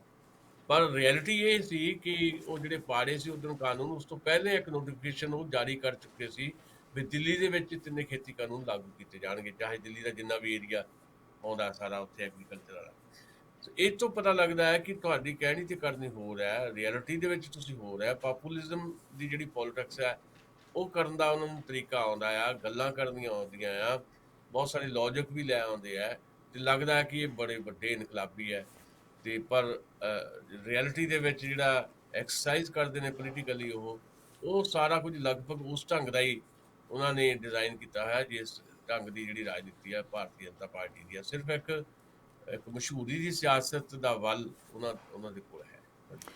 ਬਿਲਕੁਲ ਦਸਾਂਝ ਸਾਹਿਬ, ਇੱਕ 6ਵੇਂ ਤਨਖਾਹ ਕਮਿਸ਼ਨ ਦੀ ਰਿਪੋਰਟ ਸਰਕਾਰ ਨੇ ਆਖਰਕਾਰ ਲਾਗੂ ਕਰਨ ਦੀ ਜਿਹੜੀ ਆ ਉਹ ਗੱਲ ਕਰ ਦਿੱਤੀ ਆ, ਔਰ ਉਹਨੂੰ ਲੈ ਕੇ ਕਾਫੀ ਕੁਝ ਜਿਹੜੇ ਪੈਨਸ਼ਨਰ ਨੇ ਉਹਨਾਂ 'ਚ ਵੀ ਖੁਸ਼ੀ ਦੀ ਲਹਿਰ ਹੈ, ਤੇ ਕੁਝ ਮੁਲਾਜ਼ਮ ਵੀ ਸੈਟੀਸਫਾਈ ਹੋਏ ਹੋਣਗੇ ਜਿਸ ਤਰੀਕੇ ਨਾਲ ਉਹ ਦੱਸਿਆ ਗਿਆ ਹੈ ਕਿ ਉਹ ਜਿਹੜੇ ਬਕਾਏ ਵਗੈਰਾ ਨੇ ਉਹ ਕਿਸ਼ਤਾਂ 'ਚ ਦਿੱਤੇ ਜਾਣਗੇ। ਹੁਣੇ ਕਾਹਲੋਂ ਸਾਹਿਬ ਸਾਰੀ ਗੱਲ ਸਾਨੂੰ ਵੈਸੇ ਦੱਸ ਗਏ ਨੇ, ਤੇ ਤੁਸੀਂ ਪੰਜਾਬ 'ਚ ਬੈਠੇ ਹੋ, ਤੁਸੀਂ ਕਿੱਦਾਂ ਦੇਖਦੇ ਹੋ? ਮੈਨੂੰ ਅੱਜ ਬੜੀ ਹੈਰਾਨੀ ਹੋਈ ਜਦੋਂ ਉਹਨਾਂ ਦੱਸਿਆ ਕਿ ਪੰਜਾਬ ਸਰਕਾਰ ਦੇ ਪੈਨਸ਼ਨਰ ਜਿਹੜੇ ਉਹਨਾਂ ਦੀ ਗਿਣਤੀ 3 ਲੱਖ ਹੈ, ਤੇ ਜਿਹੜੇ ਇਸ ਵੇਲੇ ਮੁਲਾਜ਼ਮ ਨੇ ਸਰਕਾਰੀ ਉਹਨਾਂ ਦੀ ਗਿਣਤੀ 2,83,000 ਦੇ ਕਰੀਬ ਹੈ ਸਿਰਫ। ਤੇ ਉਹਨਾਂ ਵਿੱਚ ਵੀ ਮੈਨੂੰ ਲੱਗਦਾ ਹੈ ਕਿ 2004 ਤੋਂ ਬਾਅਦ ਜਿੰਨੇ ਆਏ ਨੇ ਉਹਨਾਂ ਨੂੰ ਕਦੀ ਵੀ ਪੈਨਸ਼ਨ ਜਿਹੜੀ ਆ ਉਹ ਨਹੀਂ ਮਿਲਣੀ। ਤੇ ਬਹੁਤ ਸਾਰੇ ਉਹ ਵੀ ਲੋਕ ਨੇ ਜਿਹੜੇ ਉਚੇਰੀ ਪੜ੍ਹਾਈ ਕਰਕੇ ਉੱਥੇ ਠੇਕੇ ਦੇ ਨੌਕਰੀਆਂ, ਜਿਹਨੂੰ ਕੰਟਰੈਕਟ ਤੇ ਕਹਿੰਦੇ ਆ, ਕਰ ਰਹੇ ਨੇ, ਕੋਈ 5,000 ਤੇ ਕੋਈ 15,000 ਤੇ।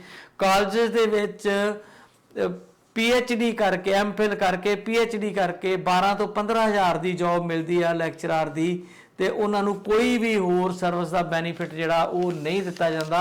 ਤੇ ਇਸ ਤਰ੍ਹਾਂ ਹੀ ਬਾਕੀ ਮੁਲਾਜ਼ਮ ਨੇ 5,000 4,000 ਜਿਹਦੇ ਨਾਲ ਘਰ ਦਾ ਖਰਚਾ ਉਹ ਚਲਾਉਣ ਲਈ ਮਜਬੂਰ ਹੁੰਦੇ ਨੇ। ਮਤਲਬ ਸਰਕਾਰਾਂ ਦਾ ਮਤਲਬ ਕਿਸ ਤਰ੍ਹਾਂ ਦੀ ਦੂਰ ਅੰਦੇਸ਼ੀ ਆ, ਕਿਸ ਤਰ੍ਹਾਂ ਦਾ ਇਹ ਕੰਮਕਾਰ ਹੈ। ਇਹ ਪੇ ਕਮਿਸ਼ਨ ਦੇ ਹਵਾਲੇ ਨਾਲ ਜੇ ਤੁਸੀਂ ਕੋਈ ਗੱਲ ਕਰਨੀ ਚਾਹੋ ਤਾਂ ਥੋੜਾ ਜਿਹਾ ਸਾਨੂੰ ਦੱਸ ਦਿਓ।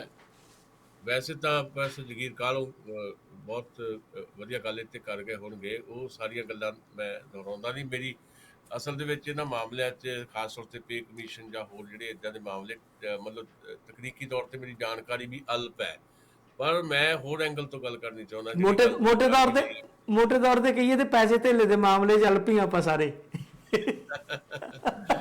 ਨਹੀਂ ਹੈ, ਕੁਝ ਹੈ ਵੀ ਏਦਾਂ ਹੀ, ਪਰ ਉਹਦੇ ਬਾਵਜੂਦ ਵੀ ਮੈਂ ਸਮਝਦਾ ਇਹ ਪੋਲੀਟੀਕਲੀ ਐਕਸਰਸਾਈਜ਼ ਹੈ। ਚੋਣ ਵਰੇ ਦੇ ਦੌਰਾਨ ਜਦੋਂ ਤੁਸੀਂ ਏਦਾਂ ਕਰਦੇ ਹੋ ਤਾਂ ਉਹਦੇ ਮੋਟਿਵ ਸਮਝ ਆ ਜਾਂਦੇ ਆ। ਪਰ ਜਿਹੜੇ ਜਿੱਦਾਂ ਤੁਸੀਂ ਜ਼ਿਕਰ ਕੀਤਾ, ਉਹਨਾਂ ਨੇ ਫਿਗਰ ਹੀ ਦਿੱਤੀ ਹੋਣੀ ਆ ਜਗੀਰ ਕਾਹਲੋਂ ਹੋਰਾਂ ਨੇ, ਮੈਂ ਵੀ ਚੈੱਕ ਕਰੂੰਗਾ। ਇਹਦੇ ਤੋਂ ਇੱਕ ਗੱਲ ਤਾਂ ਪਤਾ ਲੱਗਦੀ ਹੈ ਵੀ ਜੇ ਸਾਡੇ ਪੈਨਸ਼ਨਰ 3 ਲੱਖ ਆ, ਤੇ ਸਾਡੇ ਜਿਹੜੇ ਸਰਕਾਰੀ ਮੁਲਾਜ਼ਮ ਇਸ ਵੇਲੇ ਸੇਵਾ ਦੇ ਵਿੱਚ ਆ ਉਹ ਸ਼ਾਇਦ ਤੁਸੀਂ 2.25 ਲੱਖ ਦੱਸੇ ਆ। ਤੇ ਇਹ ਆਪਣੇ ਆਪ 'ਚ ਇਸ ਗੱਲ ਦਾ ਕਹਿ ਲਓ ਵੀ ਐਗਜ਼ਾਮਪਲ ਹੈ ਵੀ ਕਿੰਨੀ ਤੇਜ਼ੀ ਦੇ ਨਾਲ ਹੌਲੀ ਹੌਲੀ ਅਸੀਂ ਜਿਹੜੇ ਸਾਡਾ ਪਬਲਿਕ ਸੈਕਟਰ ਹੈ ਉਹਨੂੰ ਖਤਮ ਕਰ ਰਹੇ ਹਾਂ। ਤੇ ਜਿਹੜੀਆਂ ਪਬਲਿਕ ਸੈਕਟਰ ਦੇ ਵਿੱਚ ਤੁਹਾਡੇ ਕੋਲ ਅਸਾਮੀਆਂ ਆ, ਉਹ ਜਿਹੜੀਆਂ ਖਾਲੀ ਹੋ ਜਾਂਦੀਆਂ ਉਹਨੂੰ ਭਰਦੇ ਨਹੀਂ ਜਾਂ ਉਹਨਾਂ ਨੂੰ ਖਤਮ ਕਰਦੇ ਤੁਰੇ ਜਾਂਦੇ ਆ। ਤੇ ਜਿਹੜੇ ਕੋਈ ਬੱਚੇ ਨਵੇਂ ਰੱਖੇ ਜਾ ਰਹੇ ਆ ਉਹਨੂੰ ਕਿੰਨਾ ਐਕਸਪਲੋਇਟ ਕੀਤਾ ਜਾ ਰਿਹਾ। ਜਿਹੜੇ ਹੁਣ ਲੜ ਰਹੇ ਆ, ਜਿਹੜੇ ਟੈਂਕੀਆਂ ਤੇ ਚੜੇ ਹੋਏ ਆ, ਮਤਲਬ ਉਹਨਾਂ ਨੂੰ ਕੰਟਰੈਕਟ ਤੇ ਰੱਖ ਕੇ ਤੇ ਉਹਨਾਂ ਨੂੰ ਪਹਿਲਾਂ ਇਹ ਰੂਟੀਨ ਬਣਾਈ ਗਈ ਸੀ ਵੀ 3 ਸਾਲ ਬਾਅਦ ਉਹਨਾਂ ਨੂੰ ਰੈਗੂਲਰ ਕੀਤਾ ਜਾਏਗਾ। ਰੈਗੂਲਰ ਕਰਨ ਦੀ ਥਾਂ ਦੇ ਉੱਤੇ ਉਹਨਾਂ ਨੂੰ ਡਾਂਗਾ ਦਾ ਪ੍ਰਸਾਦ ਦਿੱਤਾ ਜਾਂਦਾ। ਪਟਿਆਲੇ ਵੀ ਰੋਜ਼ ਇਹ ਕਹਾਣੀ ਦੁਹਰਾਈ ਜਾਂਦੀ ਹੈ। ਪਟਿਆਲੇ ਇੱਕ ਨੌਜਵਾਨ ਜਿਹੜਾ ਹੈ ਜੀ, ਚਰਨਜੀਤ ਭੁੱਲਰ ਨੇ ਸਟੋਰੀ ਕੱਢੀ ਸੀ ਪੰਜਾਬੀ ਟ੍ਰਿਬਿਊਨ ਦੇ ਵਿੱਚ, ਲਿਖਿਆ ਉਹਨੇ ਬੜਾ। ਉਹ ਨੌਜਵਾਨ ਨੂੰ ਹੁਣ ਇਸ ਵੇਲੇ 95 ਦਿਨ ਹੋ ਗਏ ਆ। ਉਹ ਮੋਤੀ ਮਹਿਲ ਤੋਂ ਦਿਸਦੀ ਇੱਕ ਟੈਂਕੀ ਤੇ ਚੜਿਆ ਹੋਇਆ, ਟਾਵਰ ਤੇ ਚੜਿਆ ਹੋਇਆ, ਤੇ ਉਹਨੇ ਕਿਹਾ, ਉਹ ਮੰਗ ਰਿਹਾ, ਮਤਲਬ ਰੁਜ਼ਗਾਰ ਹੀ ਮੰਗ ਰਿਹਾ। ਉਹ ਕੀ ਮੰਗ ਰਿਹਾ ਕਿ ਤੁਸੀਂ ਸਾਨੂੰ ਪੱਕਾ ਕਰ ਦਿਓ। ਉਹ ਕਹਿੰਦਾ ਇੱਥੋਂ ਮੋਤੀ ਮਹਿਲ ਤਾਂ ਦੀਦਾ ਹੈ, ਪਰ ਮੋਤੀ ਮਹਿਲ ਵਾਲਿਆਂ ਨੂੰ ਆਹ ਟਾਵਰ ਨਹੀਂ ਦੀਦਾ। ਤੇ ਏਦਾਂ ਹੀ ਆ ਪਿਛਲੇ 4-5 ਦਿਨ ਹੋ ਗਏ ਆ ਐਜੂਕੇਸ਼ਨ ਸੈਕਟਰੀ ਦਾ ਦਫ਼ਤਰ ਘੇਰਿਆ ਹੋਇਆ। ਇੱਥੇ ਵੀ ਉੱਪਰਲੀ 6ਵੀਂ 7ਵੀਂ ਮੰਜ਼ਿਲ ਤੇ ਚੜ੍ਹ ਗਏ ਬੱਚੇ, ਉਹਨਾਂ ਨੇ ਪੈਟਰੋਲ ਛਿੜਕ ਲਿਆ ਆਪਣੇ ਆਪ ਤੇ, ਆਤਮਦਾਹ ਦੀ ਕੋਸ਼ਿਸ਼ ਕੀਤੀ। ਇਹ ਰਿਐਲਿਟੀ ਹੈ। ਪੇ ਕਮਿਸ਼ਨ ਲਾਗੂ ਕਰ ਦਿੱਤਾ, ਕੁਝ ਪੈਨਸ਼ਨਰ ਜਿਹੜੇ ਆ ਉਹ ਖੁਸ਼ ਹੋ ਗਏ, ਜਾਂ ਜਿਹੜੇ ਸਰਕਾਰੀ ਮੁਲਾਜ਼ਮ ਹੈ ਉਹ ਖੁਸ਼ ਹੋ ਗਏ, ਪਰ ਜਿਹੜਾ ਬਾਕੀ ਜਿਹੜੇ ਲੋਕ ਨੇ ਉਹਨਾਂ ਵਾਸਤੇ ਹਾਲੇ ਤੱਕ, ਜਿਨ੍ਹਾਂ ਨਾਲ ਵਾਅਦਾ ਕੀਤਾ ਸੀ। ਕੈਪਟਨ ਅਮਰਿੰਦਰ ਦੀ ਇੱਕ ਵੀਡੀਓ ਵਾਇਰਲ ਹੋਈ ਆ, ਅੱਜ ਜਿੱਥੇ ਸਾਡੇ ਬੱਚੇ ਹੁਣ ਇੱਥੇ ਲੜ ਰਹੇ ਨੇ ਮੋਹਾਲੀ ਚ ਆ ਕੇ, ਐਜੂਕੇਸ਼ਨ ਸੈਕਟਰੀ ਦੇ ਦਫ਼ਤਰ ਨੂੰ ਘੇਰਿਆ ਹੈ ਜਿਨ੍ਹਾਂ ਨੇ, ਇੱਥੇ ਹੀ ਪਿਛਲੀ ਸਰਕਾਰ ਵੇਲੇ ਇਹੀ ਟੀਚਰ ਸੀਗੇ, ਤੇ ਇਹਨਾਂ ਚ ਆ ਕੇ ਕੈਪਟਨ ਅਮਰਿੰਦਰ ਨੇ ਕਿਹਾ ਸੀ ਇਹ ਤਾਂ ਗੱਲੇ ਕੱਖ ਨਹੀਂ ਹੈਗੀ, ਮੈਂ ਮੁੱਖ ਮੰਤਰੀ ਬਣਦਿਆਂ ਮਹੀਨੇ 'ਚ ਤੁਹਾਨੂੰ ਰੈਗੂਲਰ ਕਰ ਦੇਣਾ। ਤੇ ਸਰਕਾਰ ਜਿਹੜੀ ਆ ਜਾ ਰਹੀ ਆ, ਮਤਲਬ 4.5 ਸਾਲ ਹੋ ਗਏ ਆ, ਉਹ ਵਿਚਾਰੇ ਫੇਰ ਉੱਥੇ ਹੀ ਆ। ਸੋ ਰਿਐਲਿਟੀ ਕੁਝ ਹੋ ਰਿਹਾ। ਮਤਲਬ ਠੀਕ ਹੈ, ਤੁਸੀਂ ਛੇਵਾਂ ਤਨਖਾਹ ਕਮਿਸ਼ਨ ਦੀ ਬਹੁਤ ਦੇਰ ਤੋਂ ਮੰਗ ਸੀਗੀ, ਉਹ ਲਾਗੂ ਕਰਨ ਦੀ ਗੱਲ ਹੋਈ ਆ, ਕੈਬਨਿਟ ਦੀ ਮੀਟਿੰਗ ਦੇ ਵਿੱਚ ਫੈਸਲਾ ਹੋਇਆ। ਇਹਨੂੰ ਤੁਸੀਂ ਇਸ ਐਂਗਲ ਤੋਂ ਦੇਖ ਸਕਦੇ ਹੋ ਕਿ ਠੀਕ ਹੈ, ਜਿਹਨਾਂ ਨੂੰ ਰਾਹਤ ਮਿਲੀ ਹੈ ਖੁਸ਼ ਨੇ, ਖੁਸ਼ ਹੋਣਾ ਵੀ ਚਾਹੀਦਾ, ਪਰ ਇਹ ਚੋਣ ਵਰੇ ਦੇ ਦੌਰਾਨ ਜਿਹੜੀ ਹੈ ਬਕਾਇਦਾ ਇੱਕ ਐਕਸਰਸਾਈਜ਼ ਇਸ ਕਿਸਮ ਦੀ ਹੈ ਵੀ ਤਾਂ ਜੋ ਥੋੜਾ ਬਹੁਤ ਜਿਹੜਾ ਇਸ ਤਰ੍ਹਾਂ ਦਾ ਅਕਸ ਜਿਹੜਾ ਆਪਣਾ ਬਣਾਇਆ ਜਾਏ ਕਿ ਪੰਜਾਬ ਦੀ ਗਵਰਨਮੈਂਟ ਜਿਹੜੀ ਆ ਕੀਤੇ ਵਾਅਦੇ ਪੂਰੇ ਕਰਨ ਵੱਲ ਵਧ ਰਹੀ ਆ, ਭਾਵੇਂ ਆਖਰੀ ਵਾਰੀ ਚ ਹੈ। ਸੋ ਇਹਨੂੰ ਏਦਾਂ ਦੇਖਣ ਦੀ ਜ਼ਰੂਰਤ ਹੈ ਜੀ। ਦਸਾਂਝ ਸਾਹਿਬ, ਖਬਰਾਂ ਮੈਂ ਹੋਰ ਤੁਹਾਡੇ ਨਾਲ ਕਰਨੀਆਂ ਨੇ ਇੱਕ ਦੋ, ਪਰ ਇੱਕ ਖਬਰ ਜਿਹੜੀ ਹੈ ਮੇਰੇ ਨਜ਼ਰ 'ਚ ਆ ਰਹੀ ਆ, ਉਹ ਹੈ ਜਿਹੜੀ ਸਾਡੇ ਸੰਸਦ ਹੈ, ਲੋਕ ਸਭਾ ਦੇ ਸਪੀਕਰ ਨੇ ਸਾਡੇ ਓਮ ਬਿਰਲਾ ਜੀ, ਉਹਨਾਂ ਨੇ ਕਿਹਾ ਆ ਕਿ ਇੱਕ ਵੀ ਸੰਸਦ ਮੈਂਬਰ ਇਹੋ ਜਿਹਾ ਨਹੀਂਗਾ ਕਿਸੇ ਵੀ ਪਾਰਟੀ ਦਾ ਜਿਹਨੇ ਜਿਹੜਾ ਵਿਜ਼ਟਾ ਪ੍ਰੋਜੈਕਟ, ਡ੍ਰੀਮ ਪ੍ਰੋਜੈਕਟ ਕਿਹਾ ਜਾਂਦਾ ਮੋਦੀ ਹੋਰਾਂ ਦਾ, ਜਿਹਦੇ ਵਿੱਚ ਮੋਦੀ ਸਾਹਿਬ ਲਈ ਇੱਕ ਵੱਡਾ ਘਰ ਬਣ ਰਿਹਾ ਆ, ਸੰਸਦ ਦੀ ਨਵੀਂ ਸੰਸਦ ਦੀ ਉਸਾਰੀ ਹੋ ਰਹੀ ਆ, ਕਿਉਂਕਿ ਇਹਦੇ ਪਿੱਛੇ ਵੀ ਕਈ ਤਰ੍ਹਾਂ ਦੀਆਂ ਗੱਲਾਂ ਬਾਤਾਂ ਮੈਂ ਸੁਣਦਾ ਰਿਹਾ ਹਾਂ ਕਿ ਬਹੁਤ ਸਾਰੇ ਜਿਹੜੇ ਵਸਤੂ ਸ਼ਾਸਤਰ ਵਾਲੇ ਪੰਡਿਤ ਜੀ ਸੀ, ਉਹਨਾਂ ਨੇ ਕਿਹਾ ਸੀਗਾ ਕਿ ਭਾਰਤ ਦੀਆਂ ਵਧੇਰੇ ਸਮੱਸਿਆਵਾਂ ਇਸ ਕਰਕੇ ਆ ਕਿ ਜਿਹੜੀ ਪਾਰਲੀਮੈਂਟ ਬਿਲਡਿੰਗ ਆ ਗੋਲ ਆ, ਇਹ ਵਸਤੂ ਸ਼ਾਸਤਰ ਦੇ ਮੁਤਾਬਕ ਨਹੀਂ ਬਣੀ ਹੋਈ, ਤਾਂ ਕਰਕੇ ਭਾਰਤ ਦੇ ਮਸਲੇ ਜਿਹੜੇ ਉਲਝਦੇ ਜਾਂਦੇ ਨੇ। ਤੇ ਸੋ ਜਿਹੜੀ ਇਹ ਸਾਡੀ ਨਵੀਂ ਸਰਕਾਰ ਆ, ਜਿਹੜੀ ਇਹੋ ਜਿਹੇ ਟੋਟਕਿਆਂ 'ਚ, ਸ਼ਾਸਤਰਾਂ 'ਚ ਤੇ ਮੰਤਰਾਂ 'ਚ ਵਿਸ਼ਵਾਸ ਰੱਖਦੀ ਆ, ਉਹਨੇ ਇਹ ਪ੍ਰੋਜੈਕਟ ਜਿਹੜਾ ਉਹਨਾਂ ਦਾ ਡ੍ਰੀਮ ਪ੍ਰੋਜੈਕਟ ਆ ਉਹ ਚੱਲ ਰਿਹਾ।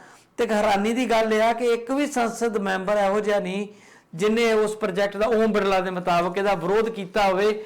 ਲੋਕ ਭਾਵੇਂ ਭੁੱਖਮਰੀ ਕੰਗਾਲੀ ਦੇ ਦੌਰ ਚੋਂ ਲੰਘ ਰਹੇ ਆ, ਸਰਕਾਰ ਦੀਆਂ ਵੱਡੀਆਂ ਵੱਡੀਆਂ ਗਲਤੀਆਂ ਤੇ ਲੋਕ ਪਛਤਾ ਰਹੇ ਆ ਉਹਨਾਂ ਨੂੰ ਵੋਟਾਂ ਪਾ ਕੇ, ਪਰ ਜਿਹੜੇ ਮੈਂਬਰ ਚੁਣੇ ਜਾਂਦੇ ਆ, ਜਿੱਦਾਂ ਆਪਾਂ ਪਹਿਲਾਂ ਵੀ ਗੱਲ ਕੀਤੀ ਆ ਕਿ ਜਿਹੜੀ ਇਹਨਾਂ ਦੀ ਸੱਤਾ ਦੀ ਭੁੱਖ ਆ, ਉਹ ਇਹਨਾਂ ਨੂੰ ਕਿਸ ਹੱਦ ਤੱਕ ਲੈ ਜਾਂਦੀ ਆ ਕਿ ਇੱਕ ਮੈਂਬਰ ਵੀ ਇਹੋ ਜਿਹਾ ਨਹੀਂ ਨਿਕਲਿਆ ਪਾਰਲੀਮੈਂਟ ਦਾ ਜਿਹੜਾ ਕਵੇ ਕਿ ਨਹੀਂ ਭਈ ਲੋਕ ਅਜੇ ਗਰੀਬੀ ਦਾਅਵੇ 'ਚ। ਆਪਾਂ ਮਹਾਤਮਾ ਗਾਂਧੀ ਦੀਆਂ ਗੱਲਾਂ ਸੁਣਦੇ ਆ, ਪਤਾ ਨਹੀਂ ਉਹ ਸੱਚ ਸੀ ਜਾਂ ਨਾ, ਕਿ ਉਹਨਾਂ ਨੇ ਦੁੱਧ ਲੈਣ ਤੋਂ ਇਨਕਾਰ ਕਰਤਾ ਸੀ ਕਿ ਜਿੰਨਾ ਚਿਰ ਸਾਰੇ ਭਾਰਤ ਦੇ ਲੋਕਾਂ ਨੂੰ ਦੁੱਧ ਨਹੀਂ ਮਿਲਦਾ, ਜੇ ਸਭ ਨੂੰ ਦਈਏ ਤੇ ਇੱਕ ਚਮਚ ਆਉਂਦਾ ਤੇ ਮੈਂ ਤੋਂ ਵੱਧ ਇਹਦਾ ਸੇਵਨ ਹੀ ਨਹੀਂ ਕਰ ਸਕਦਾ।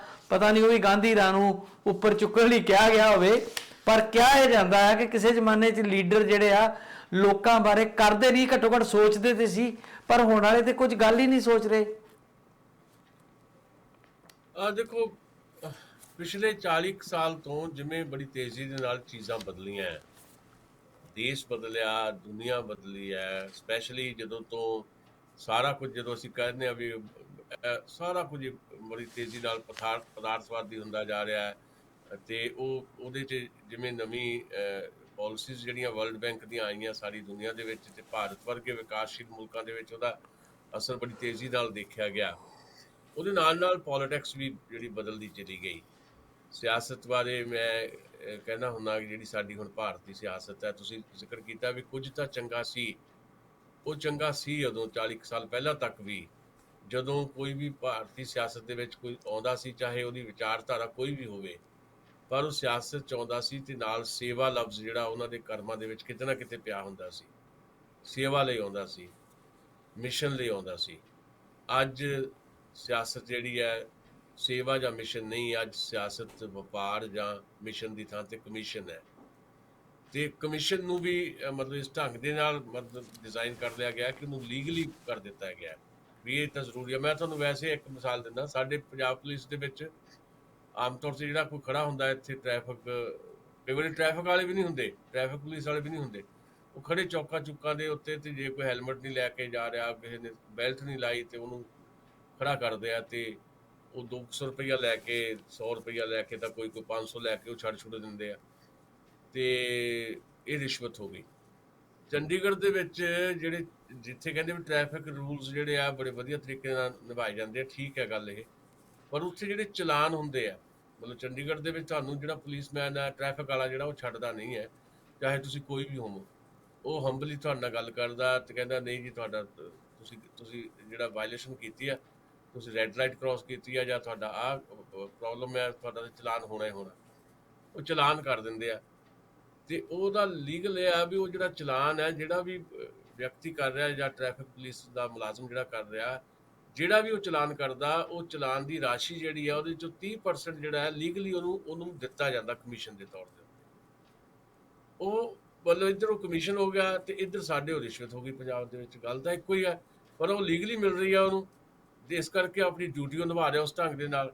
ਇੱਦਾਂ ਪੋਲੀਟੀਕਲੀ ਕਰਪਸ਼ਨ ਜਿਹੜੀ ਆ ਉਹ ਇੱਕ ਕਿਸਮ ਦਾ ਮਤਲਬ ਲੀਗਲ ਜਿਹਾ ਕਰ ਦਿੱਤਾ ਗਿਆ। ਬਹੁਤ ਸਾਰੇ ਕਮਿਸ਼ਨ ਜਿਹੜੇ ਇਹਦੇ ਵਿੱਚ ਜਿਹੜੇ ਹੈਗੇ ਆ, ਇੱਕ ਵਾਰ ਮੈਨੂੰ ਯਾਦ ਹੈ ਕਾਮਰੇਡ ਹਰਕ੍ਰਿਸ਼ਨ ਸਿੰਘ ਸੁਰਜੀਤ ਨੇ ਕਿਹਾ ਸੀ ਵੀ ਇੱਕ ਨਾ ਮਿਨਿਸਟਰੀ ਬਣਾ ਦੇਣੀ ਚਾਹੀਦੀ ਹੈ ਇਸ ਤਰ੍ਹਾਂ ਦੇ ਕੰਮਾਂ ਲਈ। ਇੱਕ ਮਿਨਿਸਟਰੀ ਬਣਾ ਦਿਓ, ਕਰਪਸ਼ਨ ਦੀ ਇੱਕ ਮਿਨਿਸਟਰੀ ਵੱਖਰੀ ਬਣਾ ਦਿਓ, ਇਹ ਸਾਰਾ ਕੰਮ ਚੱਲੀ ਜਾਵੇ।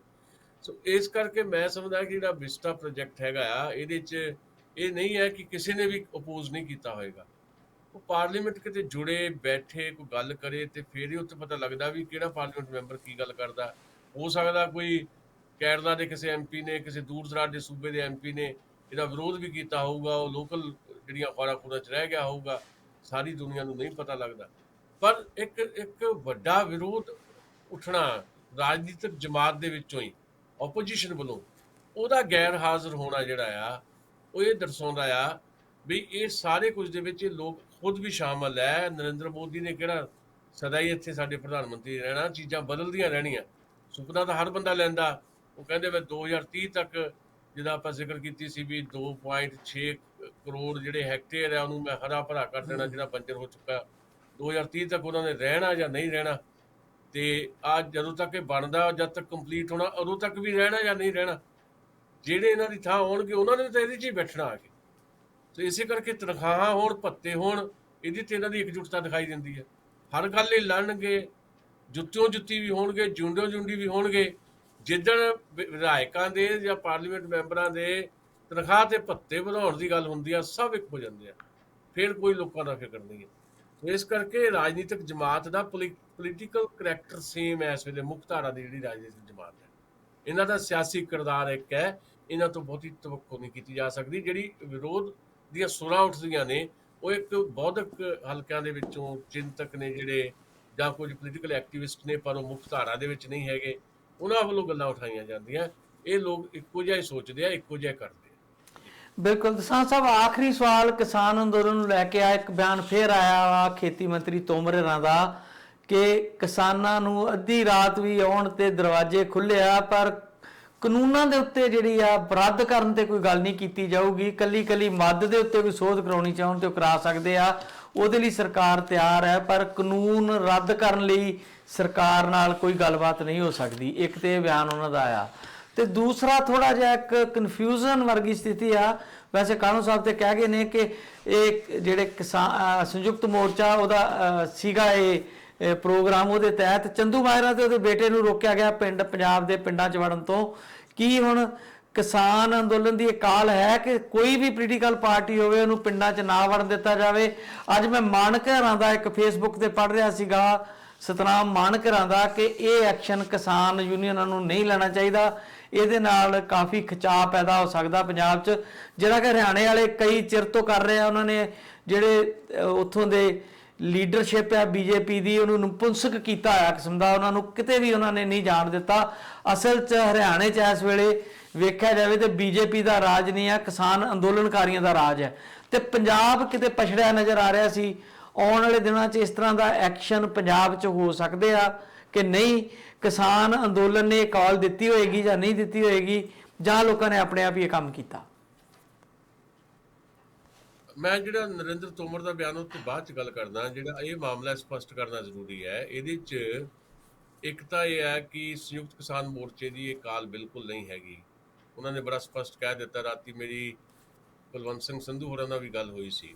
ਸੰਯੁਕਤ ਕਿਸਾਨ ਮੋਰਚੇ ਦੀ ਇਹ ਕਾਲ ਨਹੀਂ ਹੈ। ਸੰਯੁਕਤ ਕਿਸਾਨ ਮੋਰਚੇ ਦੀ ਕਾਲ ਇਹੀ ਹੈ ਕਿ ਭਾਰਤੀ ਜਨਤਾ ਪਾਰਟੀ ਦੀਆਂ ਜਿਹੜੀਆਂ ਕੋਈ ਐਕਟੀਵਿਟੀਜ਼ ਹੈ, ਉਹਦੇ ਖਿਲਾਫ ਸ਼ਾਂਤਮਈ ਤਰੀਕੇ ਨਾਲ ਤੁਸੀਂ ਵਿਰੋਧ ਪ੍ਰਦਰਸ਼ਨ ਕਰ ਸਕਦੇ ਹੋ, ਘਿਰਾਓ ਕਰ ਸਕਦੇ ਹੋ। ਭਾਰਤੀ ਜਨਤਾ ਪਾਰਟੀ ਦੇ ਜਿਹੜੀ ਲੀਡਰ ਆ ਉਹਨਾਂ ਦਾ ਬਾਈਕਾਟ ਦਾ ਸੱਦਾ ਜ਼ਰੂਰ ਹੈ ਸੰਯੁਕਤ ਕਿਸਾਨ ਮੋਰਚੇ ਵੱਲੋਂ, ਕਿਸੇ ਹੋਰ ਬਾਰੇ ਨਹੀਂ ਹੈ।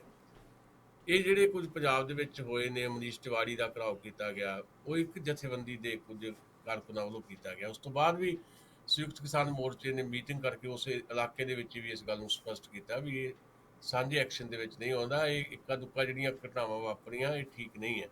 ਦੂਜਾ, ਬਹੁਤ ਸਾਰੇ ਪਿੰਡਾਂ ਦੇ ਵਿੱਚ, ਬਹੁਤ ਸਾਰੇ ਇਲਾਕਿਆਂ ਦੇ ਵਿੱਚ ਕੋਈ ਬੈਨਰ ਬੂਨਰ ਲਾ ਦਿੱਤੇ ਆ ਵੀ ਕੋਈ ਵੀ ਪੋਲੀਟੀਕਲ ਪਾਰਟੀ ਕੋਈ ਵੀ ਉਹ ਸਾਡੇ ਪਿੰਡਾਂ 'ਚ ਦਾਖਲ ਨਾ ਹੋਵੇ। ਉਹ ਵੀ ਇੱਕ ਆਪ ਮੁਹਾਰਾ ਵਿਰੋਧ ਹੈ, ਉਹ ਕੋਈ ਅਨੁਸ਼ਾਸਿਤ ਨਹੀਂ ਹੈ ਕੁਝ ਵੀ। ਸੋ ਸੰਯੁਕਤ ਕਿਸਾਨ ਮੋਰਚੇ ਵੱਲੋਂ ਇਹ ਬਿਲਕੁਲ ਨਹੀਂ ਹੈ ਕਿ ਹਾਂ ਵੀ ਜਿਹੜਾ ਵੀ ਪੋਲੀਟੀਕਲੀ ਐਕਟੀਵਿਟੀ ਹੈ ਉਹਦੇ ਖਿਲਾਫ ਤੁਸੀਂ ਜਾਣਾ ਹੈ। ਸਿਰਫ ਭਾਰਤੀ ਜਨਤਾ ਪਾਰਟੀ ਤੇ ਉਹਦੇ ਸਹਿਯੋਗੀਆਂ ਦੇ ਖਿਲਾਫ ਇਸ ਤਰ੍ਹਾਂ ਦਾ ਜਿਹੜਾ ਐਕਸ਼ਨ ਉਹ ਵੀ ਸ਼ਾਂਤਮਈ ਤਰੀਕੇ ਦੇ ਨਾਲ ਕਰਨ ਦਾ ਸੱਦਾ ਜਿਹੜਾ ਦਿੱਤਾ ਹੋਇਆ।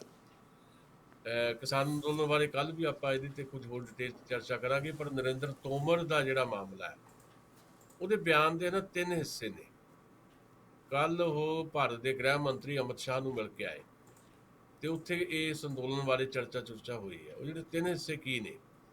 ਨੰਬਰ 1 ਹਿੱਸਾ, ਉਹਦਾ ਪਹਿਲਾ ਹਿੱਸਾ ਵੀ ਜਿਹੜਾ ਸਤਲੁਜ ਯਮੁਨਾ ਲਿੰਕ ਨਹਿਰ ਦਾ ਇਸ਼ੂ ਆ, ਉਹਦੇ ਲਈ ਉਹਨੇ ਕਹਿ ਦਿੱਤਾ ਕਿ ਪੰਜਾਬ ਹੀ ਜ਼ਿੰਮੇਵਾਰ ਹੈ ਇਹਦਾ ਜਿਹੜਾ ਅੜਿੱਕਾ ਨਾ ਪੰਜਾਬ ਨੇ ਡਾਹਿਆ ਹੋਇਆ, ਤੇ ਇਸ ਕਰਕੇ ਇਹ ਪੰਜਾਬ ਜਿਹੜਾ ਆ ਇਹਨੂੰ ਮਸਲੇ ਨੂੰ ਹੱਲ ਕਰੇ। ਤੇ ਨਾਲ ਅਮਿਤ ਸ਼ਾਹ ਨਾਲ ਬੈਠ ਕੇ ਮੀਟਿੰਗ ਕਰਿਆ ਆ ਵੀ ਹਾਂ ਪੰਜਾਬ ਤੇ ਹਰਿਆਣੇ ਦਾ ਫੇਰ ਤੋਂ ਡਾਇਲੋਗ ਸ਼ੁਰੂ ਕਰਾਇਆ ਜਾਏ, ਸਰਕਾਰੀ ਪੱਧਰ ਦੇ ਉੱਤੇ ਮੁੱਖ ਮੰਤਰੀਆਂ ਨੂੰ ਕਾਲ ਕੀਤਾ ਜਾਏ ਤੇ ਸ਼ਾਇਦ ਛੇਤੀ ਕੈਪਟਨ ਅਮਰਿੰਦਰ ਨੂੰ ਕਾਲ ਕੀਤਾ ਜਾ ਸਕਦਾ ਹੈ, ਮਨੋਹਰ ਖੱਟੜ ਨੂੰ ਦੇ ਕਹੇ ਤੇ ਮੁੜ ਕੇ ਇਹਨਾਂ ਦੀ ਕੋਈ ਮੀਟਿੰਗ ਕਰਵਾਈ ਜਾ ਸਕਦੀ। ਯਾਨੀ ਇੱਕ ਵਾਰ ਫੇਰ ਤੋਂ ਸਤਲੁਜ ਯਮੁਨਾ ਲਿੰਕ ਨਹਿਰ ਦਾ ਇਸ਼ੂ ਜਿਹੜਾ ਆ ਉਹਨੂੰ ਚੁੱਕਣ ਦੀ ਕੋਸ਼ਿਸ਼ ਦਾ ਮਤਲਬ ਇਹ ਹੈ ਵੀ ਜਿਹੜਾ ਪੀੜੀ ਸਾਂਝ ਬਣੀ ਹੈ ਇਸ ਅੰਦੋਲਨ ਦੇ ਦੌਰਾਨ ਹਰਿਆਣੇ ਤੇ ਪੰਜਾਬ ਦੀ, ਕਿਸਾਨਾਂ ਦੀ, ਆਮ ਲੋਕਾਂ ਦੀ, ਉਹਦੇ 'ਚ ਫਲੂਆ ਜਿਹੜਾ ਸੁੱਟਿਆ ਜਾਏ।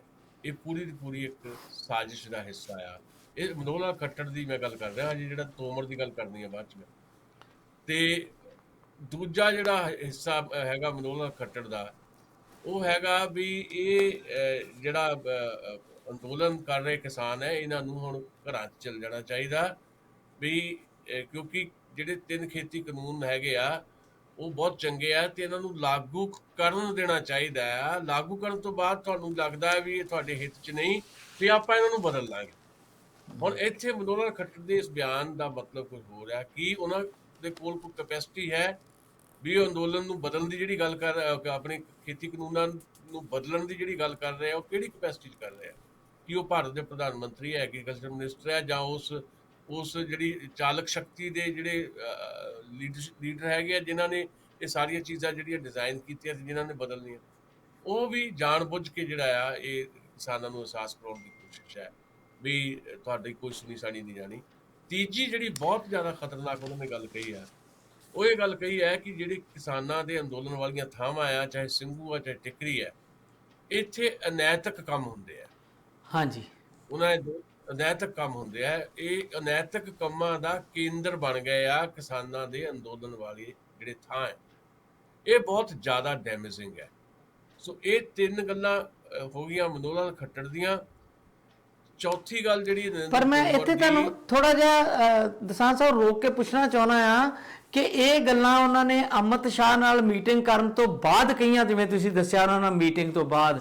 ਇਹਦਾ ਮਤਲਬ ਆ ਵੀ ਕੇਂਦਰੀ ਲੀਡਰਸ਼ਿਪ ਜਿਹੜੀ ਆ ਬੀਜੇਪੀ ਦੀ, ਉਹ ਇਹ ਚਾਹ ਰਹੀ ਆ ਕਿ ਮੁੜ ਪੰਜਾਬ ਤੇ ਹਰਿਆਣੇ ਦਾ ਵਿਵਾਦ ਖੜਾ ਕੀਤਾ ਜਾਵੇ ਜਾਂ ਕਿਸਾਨਾਂ ਨੂੰ ਬਦਨਾਮ ਕੀਤਾ ਜਾਵੇ, ਜਾਂ ਜਿਹੜੀਆਂ 3 ਗੱਲਾਂ ਤੁਸੀਂ ਦੱਸੀਆਂ ਉਹ ਐਂਟੀ ਕਿਸਾਨ ਇਸ ਤਰੀਕੇ ਨਾਲ ਹੋ ਰਹੀਆਂ ਨੇ ਕਿ ਇਹਦਾ ਮਤਲਬ ਆ ਕਿ ਮਨੋਹਰ ਲਾਲ ਦੀ ਆਪਣੀ ਸਿਹਤ ਕੋਈ ਹੈ ਨਹੀਂ ਖੱਟੜ ਦੀ, ਤੇ ਉਹ ਅਮਿਤ ਸ਼ਾਹ ਦੀ ਸ਼ਹਿ ਦੇ ਉੱਤੇ ਇਹ ਕਰ ਰਹੇ ਨਾ। ਫਿਰ ਬਿਲਕੁਲ ਮੈਂ ਗੱਲ ਅੱਗੇ ਜਾ ਕੇ ਜੋੜਨੀ ਸੀ ਨਰਿੰਦਰ ਤੋਮਰ ਦੀ ਬਿਆਨ ਦੇ ਹਵਾਲੇ ਨਾਲ। ਉਹ ਇਹੀ ਮੈਂ ਕਹਿ ਰਿਹਾ ਕਿ ਨਰਿੰਦਰ ਤੋਮਰ ਦਾ ਜਿਹੜਾ ਇਸ ਤੋਂ ਬਾਅਦ ਬਿਆਨ ਆਇਆ, ਨਰਿੰਦਰ ਤੋਮਰ ਨੇ ਪਿਛਲੇ ਕੁਝ ਦਿਨਾਂ ਤੋਂ, ਇਹ ਤੀਜਾ ਬਿਆਨ ਹੈ, 10 ਦਿਨ ਪਹਿਲਾਂ ਲਗਾਤਾਰ 2 ਦਿਨ ਉਹਦੇ ਬਿਆਨ ਸੀ। ਇੱਕ ਦਿਨ ਉਹ ਕਹਿੰਦਾ ਬਈ 3 ਖੇਤੀ ਕਾਨੂੰਨਾਂ ਤੋਂ ਇਲਾਵਾ ਜੇ ਕੋਈ ਗੱਲ ਕਰਨੀ ਹੈ ਤਾਂ ਕਿਸਾਨ ਕਰ ਲੈਣ। 24 ਘੰਟੇ ਬਾਅਦ ਬਿਆਨ ਆ ਜਾਂਦਾ ਨਰਿੰਦਰ ਤੋਮਰ ਦਾ 3 ਖੇਤੀ ਕਾਨੂੰਨਾਂ ਬਾਰੇ ਵੀ ਇਕੱਲੀ ਮੱਦ ਤੇ ਚਰਚਾ ਕਰਨ ਨੂੰ ਅਸੀਂ ਤਿਆਰ ਹਾਂ।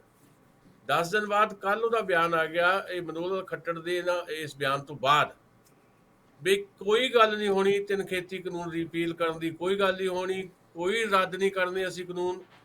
ਜੇ ਫਿਰ ਉਹਨੇ ਸਾਰੇ ਕਿਸਾਨ ਜਥੇਬੰਦੀਆਂ ਨੂੰ ਨਹੀਂ ਕਿਹਾ ਜੇ ਕਿਸੇ ਵੀ ਕਿਸਾਨ ਜਥੇਬੰਦੀ ਨੇ ਵੈਸੇ ਕੋਈ ਗੱਲ ਕਰਨੀ ਹੈ ਤਿੰਨ ਖੇਤੀ ਕਾਨੂੰਨਾਂ ਬਾਰੇ, ਮੱਧ ਬਾਰੇ ਕਿਸੇ ਬਾਰੇ ਚਰਚਾ ਕਰਨੀ ਹੈ, ਤਾਂ ਕੋਈ ਵੀ ਕਿਸਾਨ ਜਥੇਬੰਦੀ ਕਰਨਾ ਚਾਹਵੇ ਤਾਂ ਮੈਂ ਅੱਧੀ ਰਾਤ ਨੂੰ ਵੀ ਗੱਲ ਕਰਨ ਨੂੰ ਤਿਆਰ। ਇਹ ਸਾਰੇ ਜਿਹੜੇ ਨਰਿੰਦਰ ਤੋਮਰ ਦਾ ਬਿਆਨ ਹੈ ਤੇ ਉਧਰੋਂ ਜਿਹੜਾ ਮਨੋਹਰ ਖੱਟੜ ਦਾ ਬਿਆਨ ਹੈ, ਇਹਦੀ ਇੱਕ ਕੜੀ ਜੁੜਦੀ ਹੈ ਜਿਹੜੀ ਗੱਲ ਤੁਸੀਂ ਕਹੀ ਹੈ ਵੀ ਅਸਲ ਦੇ ਵਿੱਚ ਸਾਜ਼ਿਸ਼ਾਨਾ ਤਰੀਕੇ ਦੇ ਨਾਲ ਤੈਅ ਵੈਅ ਕਰ ਲਿਆ ਗਿਆ ਵੀ ਹਾਂ ਇਸ ਅੰਦੋਲਨ ਦੇ ਖਿਲਾਫ ਫੇਰ ਤੋਂ ਕੋਈ ਵੱਡੀਆਂ ਸਾਜ਼ਿਸ਼ਾਂ ਰਚੀਆਂ ਜਾਣ। ਇੱਕ ਵੀ ਜਿਹੜਾ ਇੱਕ ਕਿਸਾਨਾਂ ਦੇ ਵਿਚਾਲੇ ਪਾਠ ਪਾਰ ਦਿੱਤਾ ਜਾਵੇ ਕਿਸੇ ਰੂਪ ਦੇ ਵਿੱਚ, ਤੇ ਹਰਿਆਣੇ ਤੇ ਪੰਜਾਬ ਨੂੰ ਲੜਾ ਦਿੱਤਾ ਜਾਏ। ਦੂਜੇ ਪਾਸੇ ਦੀ ਐਕਸਰਸਾਈਜ਼ ਇਹ ਹੋ ਰਹੀ ਹੈ ਕਿ ਪਿੰਡਾਂ ਦੇ ਵਿੱਚ ਕੁਝ ਜਿਹੜੀ ਫੋਰਸ ਤਿਆਰ ਕੀਤੀ ਜਾ ਰਹੀ ਹੈ, ਜਿਹੜੇ ਲਾਗਲੇ ਪਿੰਡ ਨੇ ਜਿੱਥੇ ਜਿੱਥੇ ਅੰਦੋਲਨ ਹੈ ਉਹਦੇ ਲਾਗਲੇ ਪਿੰਡਾਂ 'ਚ ਕੁਝ ਫੋਰਸ ਤਿਆਰ ਕੀਤੀ ਜਾ ਰਹੀ ਹੈ, ਭਾੜੇ ਦੇ ਟੱਟੂ ਵੀ ਭੇਜੇ ਜਾ ਰਹੇ ਹੋਣਗੇ ਵੀ ਜਿਹੜੇ ਇਹ ਹੌਲੀ ਹੌਲੀ ਇਸ ਪਾਸੇ ਵੱਲ ਨੂੰ ਵੱਧ ਰਹੇ ਹੈ ਕਿ ਇਹ ਸਾਡਾ ਨੁਕਸਾਨ ਬੜਾ ਹੋ ਰਿਹਾ ਜੀ, ਇਹਨਾਂ ਨੂੰ ਇੱਥੋਂ ਉਠਾਓ, ਚਾਹੇ ਉਹ ਰਸਤਾ ਲੈਣ ਦੇ ਬਹਾਨੇ, ਚਾਹੇ ਕੋਈ ਗੱਲ ਹੋਰ ਹੈ। ਤੇ ਇੱਕ ਇਹ ਪੂਰੀ ਦੀ ਪੂਰੀ ਸਾਜ਼ਿਸ਼ ਜਿਹੜੀ ਦਿਖਾਈ ਦੇ ਰਹੀ ਹੈ। ਤੀਜੀ ਜਿਹੜੀ ਗੱਲ ਇਹ ਆ ਰਹੀ ਹੈ ਕਿ ਕੋਈ ਨਾ ਕੋਈ ਬੰਦੇ ਜਿਹੜੇ ਵਾੜ ਕੇ ਆਉਣ ਵਾਲੇ ਦਿਨਾਂ ਦੇ ਵਿੱਚ ਇਸ ਅੰਦੋਲਨ ਨੂੰ ਡਿਸਟਰਬ ਕਰਦਾ ਦਿੱਤਾ ਜਾਵੇ, ਕਿਸੇ ਨਾ ਕਿਸੇ ਤਰੀਕੇ ਨਾਲ ਇਹ 'ਚ ਵਾਇਲੈਂਸ ਸ਼ਾਮਲ ਹੋਵੇ, ਇਹ ਹਿੰਸਾਤਮਕ ਹੋ ਜਾਵੇ। ਇਸ ਕਰਕੇ ਮੈਨੂੰ ਲੱਗਦਾ ਖਤਰਾ ਵੱਧ ਗਿਆ। ਜਿੱਥੇ ਅਸੀਂ ਇਹ ਸਮਝਦੇ ਸੀ ਵੀ ਸ਼ਾਇਦ ਸਰਕਾਰ ਅਗਲੀਆਂ 5 ਵਿਧਾਨ ਸਭਾ ਦੀਆਂ ਚੋਣਾਂ ਨੂੰ ਧਿਆਨ 'ਚ ਰੱਖਦਿਆਂ ਡਾਇਲੋਗ ਦੀ ਟੇਬਲ ਤੇ ਆਏਗੀ, ਉੱਥੇ ਹੁਣ ਇਹ ਲੱਗ ਰਿਹਾ ਕਿ ਜਿਹੜਾ ਐਟੀਟਿਊਡ ਯੂਜ਼ ਕਰ ਰਹੇ ਨੇ ਉਹ ਸ਼ਾਇਦ ਇਸ ਅੰਦੋਲਨ ਨੂੰ ਬਹੁਤ ਬੁਰੀ ਤਰ੍ਹਾਂ ਭੰਨਣਾ ਤੋੜਨਾ ਚਾਹੁੰਦੇ ਆ ਤੇ ਇੱਥੇ ਖੂਨ ਖਰਾਬਾ ਕਰਾਉਣਾ ਚਾਹੁੰਦੇ ਆ। ਜੇ ਇਹ ਹੋ ਗਿਆ ਤਾਂ ਬਹੁਤ ਬਹੁਤ ਵੱਡਾ ਨੁਕਸਾਨ ਹੋਣ ਵਾਲਾ ਹੈ। ਕਿਸਾਨ ਜਿਹੜੇ ਅੰਦੋਲਨ ਨੂੰ ਲੀਡ ਕਰ ਰਹੇ ਲੋਕ ਆ ਉਹ ਚੌਕਸ ਤਾਂ ਹੈ, ਪਰ ਐਡੇ ਵੱਡੇ ਅੰਦੋਲਨ ਦੇ ਵਿੱਚ ਕਿਤੇ ਵੀ ਕੋਈ ਗਲਤੀ ਫਰਤੀ ਹੋ ਸਕਦੀ ਹੈ, ਉਹਨੂੰ ਸਾਂਭਣਾ ਕਰਨਾ ਬਹੁਤ ਮੁਸ਼ਕਲ ਟਾਸਕ ਹੈ। ਸੋ ਸਰਕਾਰ ਕੋਈ ਵੀ ਹੋਵੇ ਉਹਦੇ ਕੋਲ ਬੜੀ ਤਾਕਤ ਹੁੰਦੀ ਹੈ, ਸਟੇਟ ਜਿਹੜੀ ਹੈ ਉਹਦੇ ਕੋਲ ਬੜੇ ਹਥਿਆਰ ਹੁੰਦੇ ਆ। ਸਟੇਟ ਨੇ ਕਿਹੜਾ ਹਥਿਆਰ ਕਦੋਂ ਵਰਤਣਾ ਕੁਝ ਨਹੀਂ ਕਿਹਾ ਜਾ ਸਕਦਾ, ਪਰ ਉਹਦੇ ਬਾਵਜੂਦ ਜੇ ਇਹ ਐਕਸਰਸਾਈਜ਼ ਕਰਨ ਦੀ ਕੋਸ਼ਿਸ਼ ਕੀਤੀ ਸਰਕਾਰ ਨੇ, ਕਿਸੇ ਵੀ ਕਿਸਮ ਦਾ ਧੱਕਾ ਜਾਂ ਕੋਈ ਸਾਜ਼ਿਸ਼ ਜਿਹੜੀ ਹੋਏਗੀ ਉਹ ਉਲਟੀ ਜ਼ਰੂਰ ਪੈ ਜਾਏਗੀ ਸਰਕਾਰ ਨੂੰ। ਫਿਰ ਜਿਹੜਾ ਇੱਕ ਕਿਸਮ ਦਾ ਕਹਿ ਲਓ ਵੀ ਉਹ ਗਲੇ ਦੀ ਐਸੀ ਹੱਡੀ ਬਣਨੀ ਹੈ ਵੀ ਉਹ ਫਿਰ ਬਹੁਤ ਜ਼ਿਆਦਾ ਮੁਸ਼ਕਲ 'ਚ ਆ ਜਾਏਗੀ ਸਰਕਾਰ। ਪਰ ਇੱਥੇ ਮੇਰਾ ਇਹੀ ਕਹਿਣਾ ਆ ਵੀ ਕਿਸਾਨਾਂ ਨੂੰ ਥੱਲਿਓਂ ਲੈ ਕੇ ਉੱਪਰ ਤੱਕ ਬਹੁਤ ਜ਼ਿਆਦਾ ਸੁਚੇਤ ਤੇ ਚੌਕਸ ਰਹਿਣ ਦੀ ਹੁਣ ਜ਼ਰੂਰਤ ਹੈ। ਬਿਲਕੁਲ ਜੀ, ਬਿਲਕੁਲ ਆਪਣੇ ਸੰਜਮ ਤੇ ਅਨੁਸ਼ਾਸਨ ਦੇ ਵਿੱਚ ਰਹਿ ਕੇ ਕਿਸਾਨ ਸੰਯੁਕਤ ਮੋਰਚਾ ਵੱਲੋਂ ਦਿੱਤੀ ਕਾਲ ਤੋਂ ਇਲਾਵਾ ਕੋਈ ਵੀ ਐਸਾ ਐਕਸ਼ਨ ਨਹੀਂ ਕਰਨਾ ਚਾਹੀਦਾ ਕਿ ਸਰਕਾਰ ਨੂੰ ਇਹਦਾ ਕੋਈ ਬਹਾਨਾ ਮਿਲ ਜੇ ਤੇ ਉਹ ਤਸ਼ੱਦਦ ਦਾ ਰਾਹ ਅਖਤਿਆਰ ਕਰੇ, ਜਿਹਦੇ ਨਾਲ ਨੁਕਸਾਨ ਜਿਹੜਾ ਉਹ ਵੱਧ ਸਕਦਾ ਆ। ਸੋ ਲੀਡਰਸ਼ਿਪ ਜਿੱਥੇ ਚੌਕਸ ਆ, ਆਮ ਲੋਕਾਂ ਨੂੰ ਤੇ ਜਿਹੜੇ ਕਿਸਾਨ ਹਮਾਇਤੀ ਨੇ ਉਹਨਾਂ ਨੂੰ ਵੀ ਚੌਕਸ ਹੋਣ ਦੀ ਲੋੜ ਆ, ਤੇ ਸਭ ਤੋਂ ਜ਼ਿਆਦਾ ਚੌਕਸ ਹੋਣ ਦੀ ਲੋੜ ਆ ਫੇਸਬੁੱਕ ਤੇ ਸੋਸ਼ਲ ਮੀਡੀਆ ਤੇ ਜਿਹੜੇ ਲੋਕ ਕਿਸਾਨਾਂ ਦੇ ਹਮਦਰਦ ਹੋਣ ਦੇ ਨਾਂ ਦੇ ਉੱਤੇ ਤਰ੍ਹਾਂ ਤਰ੍ਹਾਂ ਦੀਆਂ ਪੋਸਟਾਂ ਪਾ ਕੇ ਆਪਣੇ ਗੁੱਸੇ ਕੱਢਦੇ ਨੇ, ਉਹਨਾਂ ਨੂੰ ਜ਼ਰੂਰ ਕਿਤੇ ਨਾ ਕਿਤੇ ਥੋੜਾ ਸ਼ਾਂਤ ਚਿੱਤ ਹੋ ਕੇ ਲੀਡਰਸ਼ਿਪ ਦੀ ਜਿਹੜੀ ਕਾਲ ਆ ਉਹਦੇ ਅਕੋਰਡਿੰਗਲੀ ਹੀ ਗੱਲ ਕਰਨੀ ਚਾਹੀਦੀ ਆ। ਨਹੀਂ ਤੇ ਉਹਨਾਂ ਨੂੰ ਚੁੱਪ ਕਰਕੇ ਆਪੋ ਆਪਣੇ ਘਰੀਂ ਬਹਿ ਜਾਣਾ ਚਾਹੀਦਾ। ਉਹ ਨੁਕਸਾਨ ਨਾ ਕਰਨ ਮੋਰਚੇ ਦਾ, ਸਗੋਂ ਉਹ ਚੁੱਪ ਕਰਕੇ ਤੇ ਬੈਠ ਕੇ ਵੇਖਣ। ਕਿਸਾਨ ਜਾਣਦੇ ਨੇ ਕਿ ਉਹਨਾਂ ਨੇ ਕੀ ਕਰਨਾ ਹੈ। ਬਿਲਕੁਲ ਠੀਕ ਕਿਹਾ ਤੁਸੀਂ। ਤੇ ਬਹੁਤ ਜ਼ਿਆਦਾ ਮਾਹੌਲ ਇਸ ਕਿਸਮ ਦਾ ਆ ਵੀ ਜਿਹਦੇ 'ਚ ਜਿੱਥੇ ਸਮੁੱਚੀ ਇੱਕ ਏਕਤਾ ਦੀ ਜ਼ਰੂਰਤ ਹੈ, ਕਿਸਾਨ ਤੇ ਜਿਹੜੇ ਆਮ ਸਧਾਰਨ ਵਰਗ ਦੇ ਜਿਹੜੇ ਲੋਕ ਆ ਉਹਨਾਂ ਦੀ ਏਕਤਾ ਦੀ ਵੱਡੀ ਜ਼ਰੂਰਤ ਹੈ, ਉੱਥੇ ਇਸ ਤਰ੍ਹਾਂ ਦੀਆਂ ਜਿਹੜੀਆਂ ਚਾਲਾਂ, ਜਿਹੜੀਆਂ ਸੰਭਾਵਿਤ ਚਾਲਾਂ, ਜਿਹੜੀਆਂ ਪਿਛਲੀਆਂ ਚਾਲਾਂ ਸਾਰੀਆਂ ਡਿਫੀਟ ਕੀਤੀਆਂ, ਸੰਭਾਵਿਤ ਚਾਲਾਂ ਜਿਹੜੀਆਂ ਉਹਦੇ ਤੇ ਵੀ ਕਿਤੇ ਨਾ ਕਿਤੇ ਇੱਕ ਤਿੱਖੀ ਨਜ਼ਰ ਰੱਖਦਿਆਂ ਹੋਇਆ ਉਹਦਾ ਮੁਕਾਬਲਾ ਕਰਨ ਦੀ ਸੂਝ-ਬੂਝ ਵੀ ਜਿਹੜੀ ਕਾਇਮ ਕਰਨ ਦੀ ਜ਼ਰੂਰਤ ਹੈ। ਤੇ ਬਹੁਤ ਜ਼ਿਆਦਾ ਸੰਵਾਦ ਦੀ ਜਿਹੜੇ ਲੋਕ ਸ਼ਾਮਲ ਨੇ ਇਹਦੇ ਵਿੱਚ, ਕਿਸਾਨ ਜਥੇਬੰਦੀਆਂ ਦਾ ਜਿਹੜੇ ਸ਼ਾਮਲ ਲੋਕ ਨੇ ਉਹਨਾਂ ਨਾਲ ਸੰਵਾਦ ਦੀ ਵੀ ਜ਼ਿਆਦਾ ਜ਼ਰੂਰਤ ਹੈ। ਇਹਨਾਂ ਸਾਰੀਆਂ ਚੀਜ਼ਾਂ ਦੇ ਉੱਤੇ ਉਹਨਾਂ ਨੂੰ ਬਹੁਤ ਜ਼ਿਆਦਾ ਸਪਸ਼ਟ ਹੋ ਕੇ ਤੇ ਸੁਚੇਤ ਹੋ ਕੇ ਇਸ ਪੱਧਰ ਤੇ ਆਪਣੀ ਕੋਸ਼ਿਸ਼ ਜਿਹੜੀ ਤੇਜ਼ ਕਰਨੀ ਚਾਹੀਦੀ ਹੈ। ਸੋ ਬਹੁਤ ਬਹੁਤ ਧੰਨਵਾਦ ਤੁਹਾਡਾ ਦਸਾਂਝ ਸਾਹਿਬ। ਤੇ ਅਗਲੇ ਪ੍ਰੋਗਰਾਮ ਦੇ ਵਿੱਚ ਦੁਬਾਰਾ ਆਪਾਂ ਜਿਹੜੀਆਂ ਗੱਲਾਂ ਬਾਤਾਂ ਨੇ ਉਹ ਕਰਾਂਗੇ, ਕਿਸਾਨ ਅੰਦੋਲਨ ਦੀਆਂ ਵੀ ਤੇ ਭਾਰਤ ਦੇ ਹਾਲਾਤੇ ਹਾਜ਼ਰਾ ਤੇ ਵੀ ਆਪਣੀ ਗੱਲਬਾਤ ਜਿਹੜੀ ਉਹ ਚੱਲਦੀ ਰਹੇਗੀ। ਤੁਹਾਡਾ ਬਹੁਤ ਬਹੁਤ ਸ਼ੁਕਰੀਆ, ਧੰਨਵਾਦ ਜੀ। ਤੁਸੀਂ ਸਮਾਂ ਕੱਢ ਕੇ ਬਹੁਤ ਸਾਨੂੰ ਵਧੀਆ ਗੱਲਾਂ ਜਿਹੜੀਆਂ ਉਹ ਸਾਡੇ ਤੱਕ ਪਹੁੰਚਾਈਆਂ ਨੇ। ਧੰਨਵਾਦ ਤੁਹਾਡਾ। ਮਿਹਰਬਾਨੀ, ਸ਼ੁਕਰੀਆ। ਗਏ ਦਸਾਂਝ ਸਾਹਿਬ, ਗਏ ਕਿ ਹੈਗੇ?